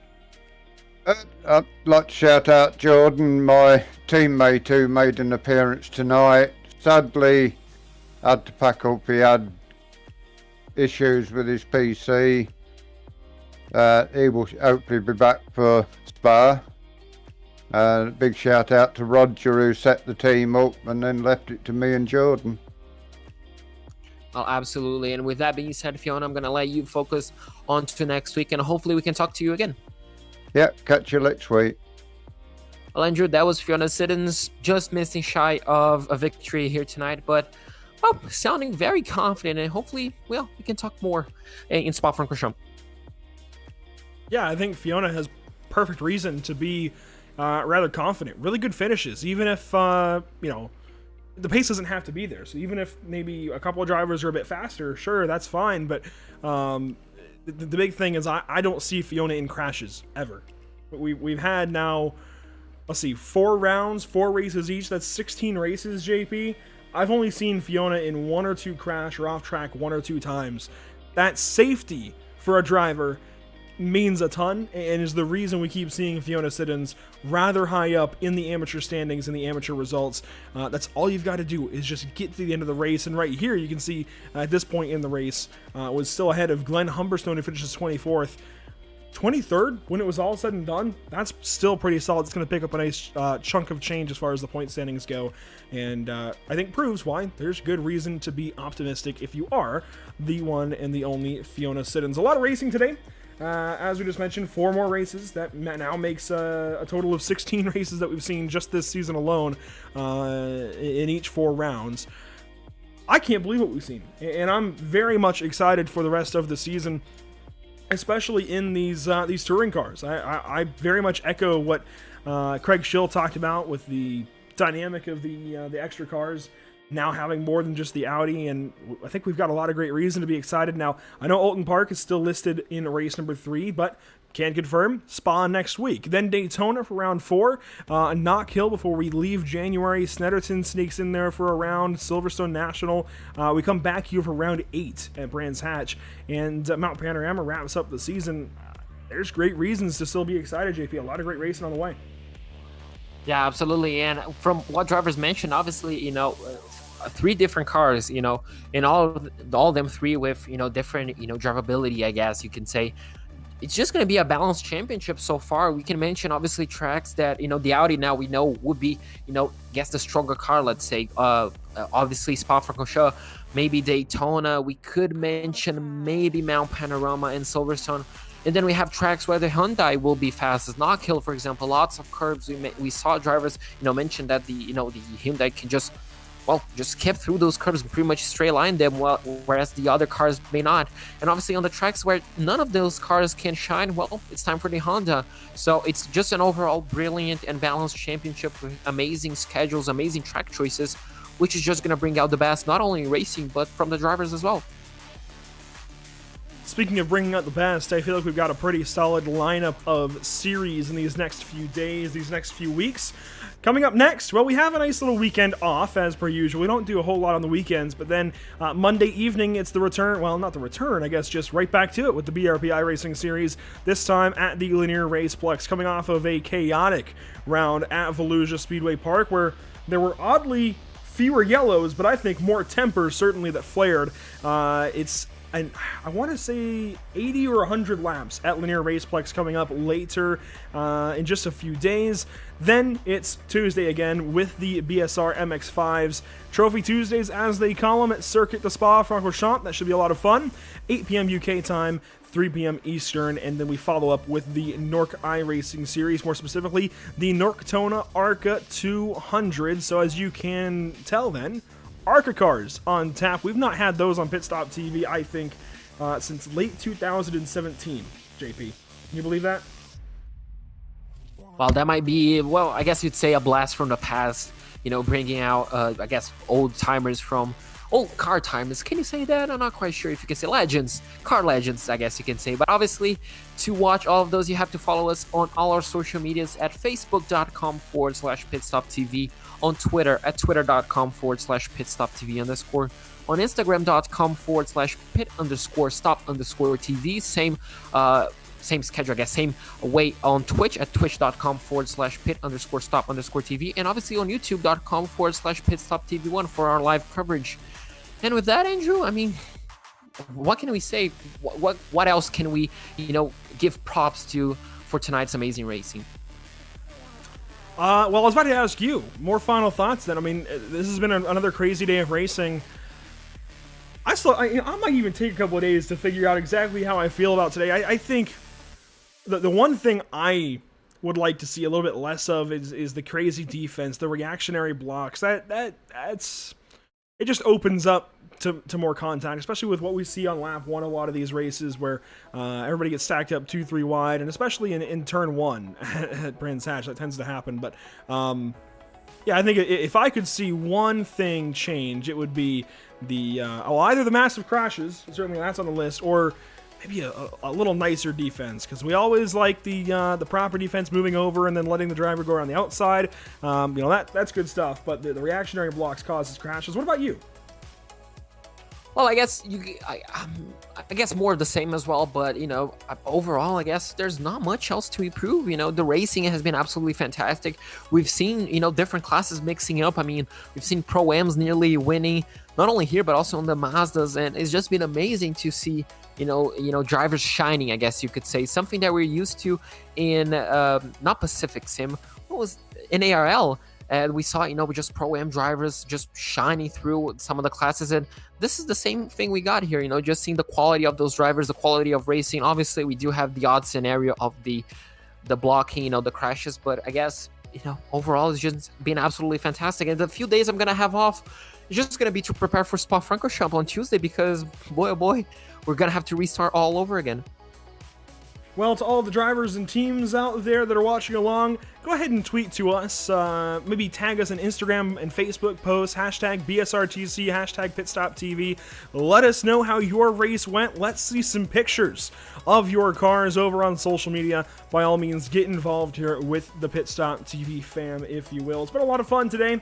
January the 6th, round number 2 for BSRTC and their winter series. Been a pleasure, of course, having JP Costa along for the ride. Want to thank everybody for tuning in and enjoying, hopefully, today's broadcast. We certainly enjoyed having you along for the ride. If you did enjoy the broadcast, by all means, go ahead and make sure you hit like, make sure you hit follow, subscribe, whatever it may be, depending on where you're watching from. Facebook, YouTube, Twitch, Twitter, it doesn't matter. Definitely check in with Pitstop TV on social media. That said, next up, it is, of course, the BRP iRacing series on Monday night. We hope to see you there. Have a great night.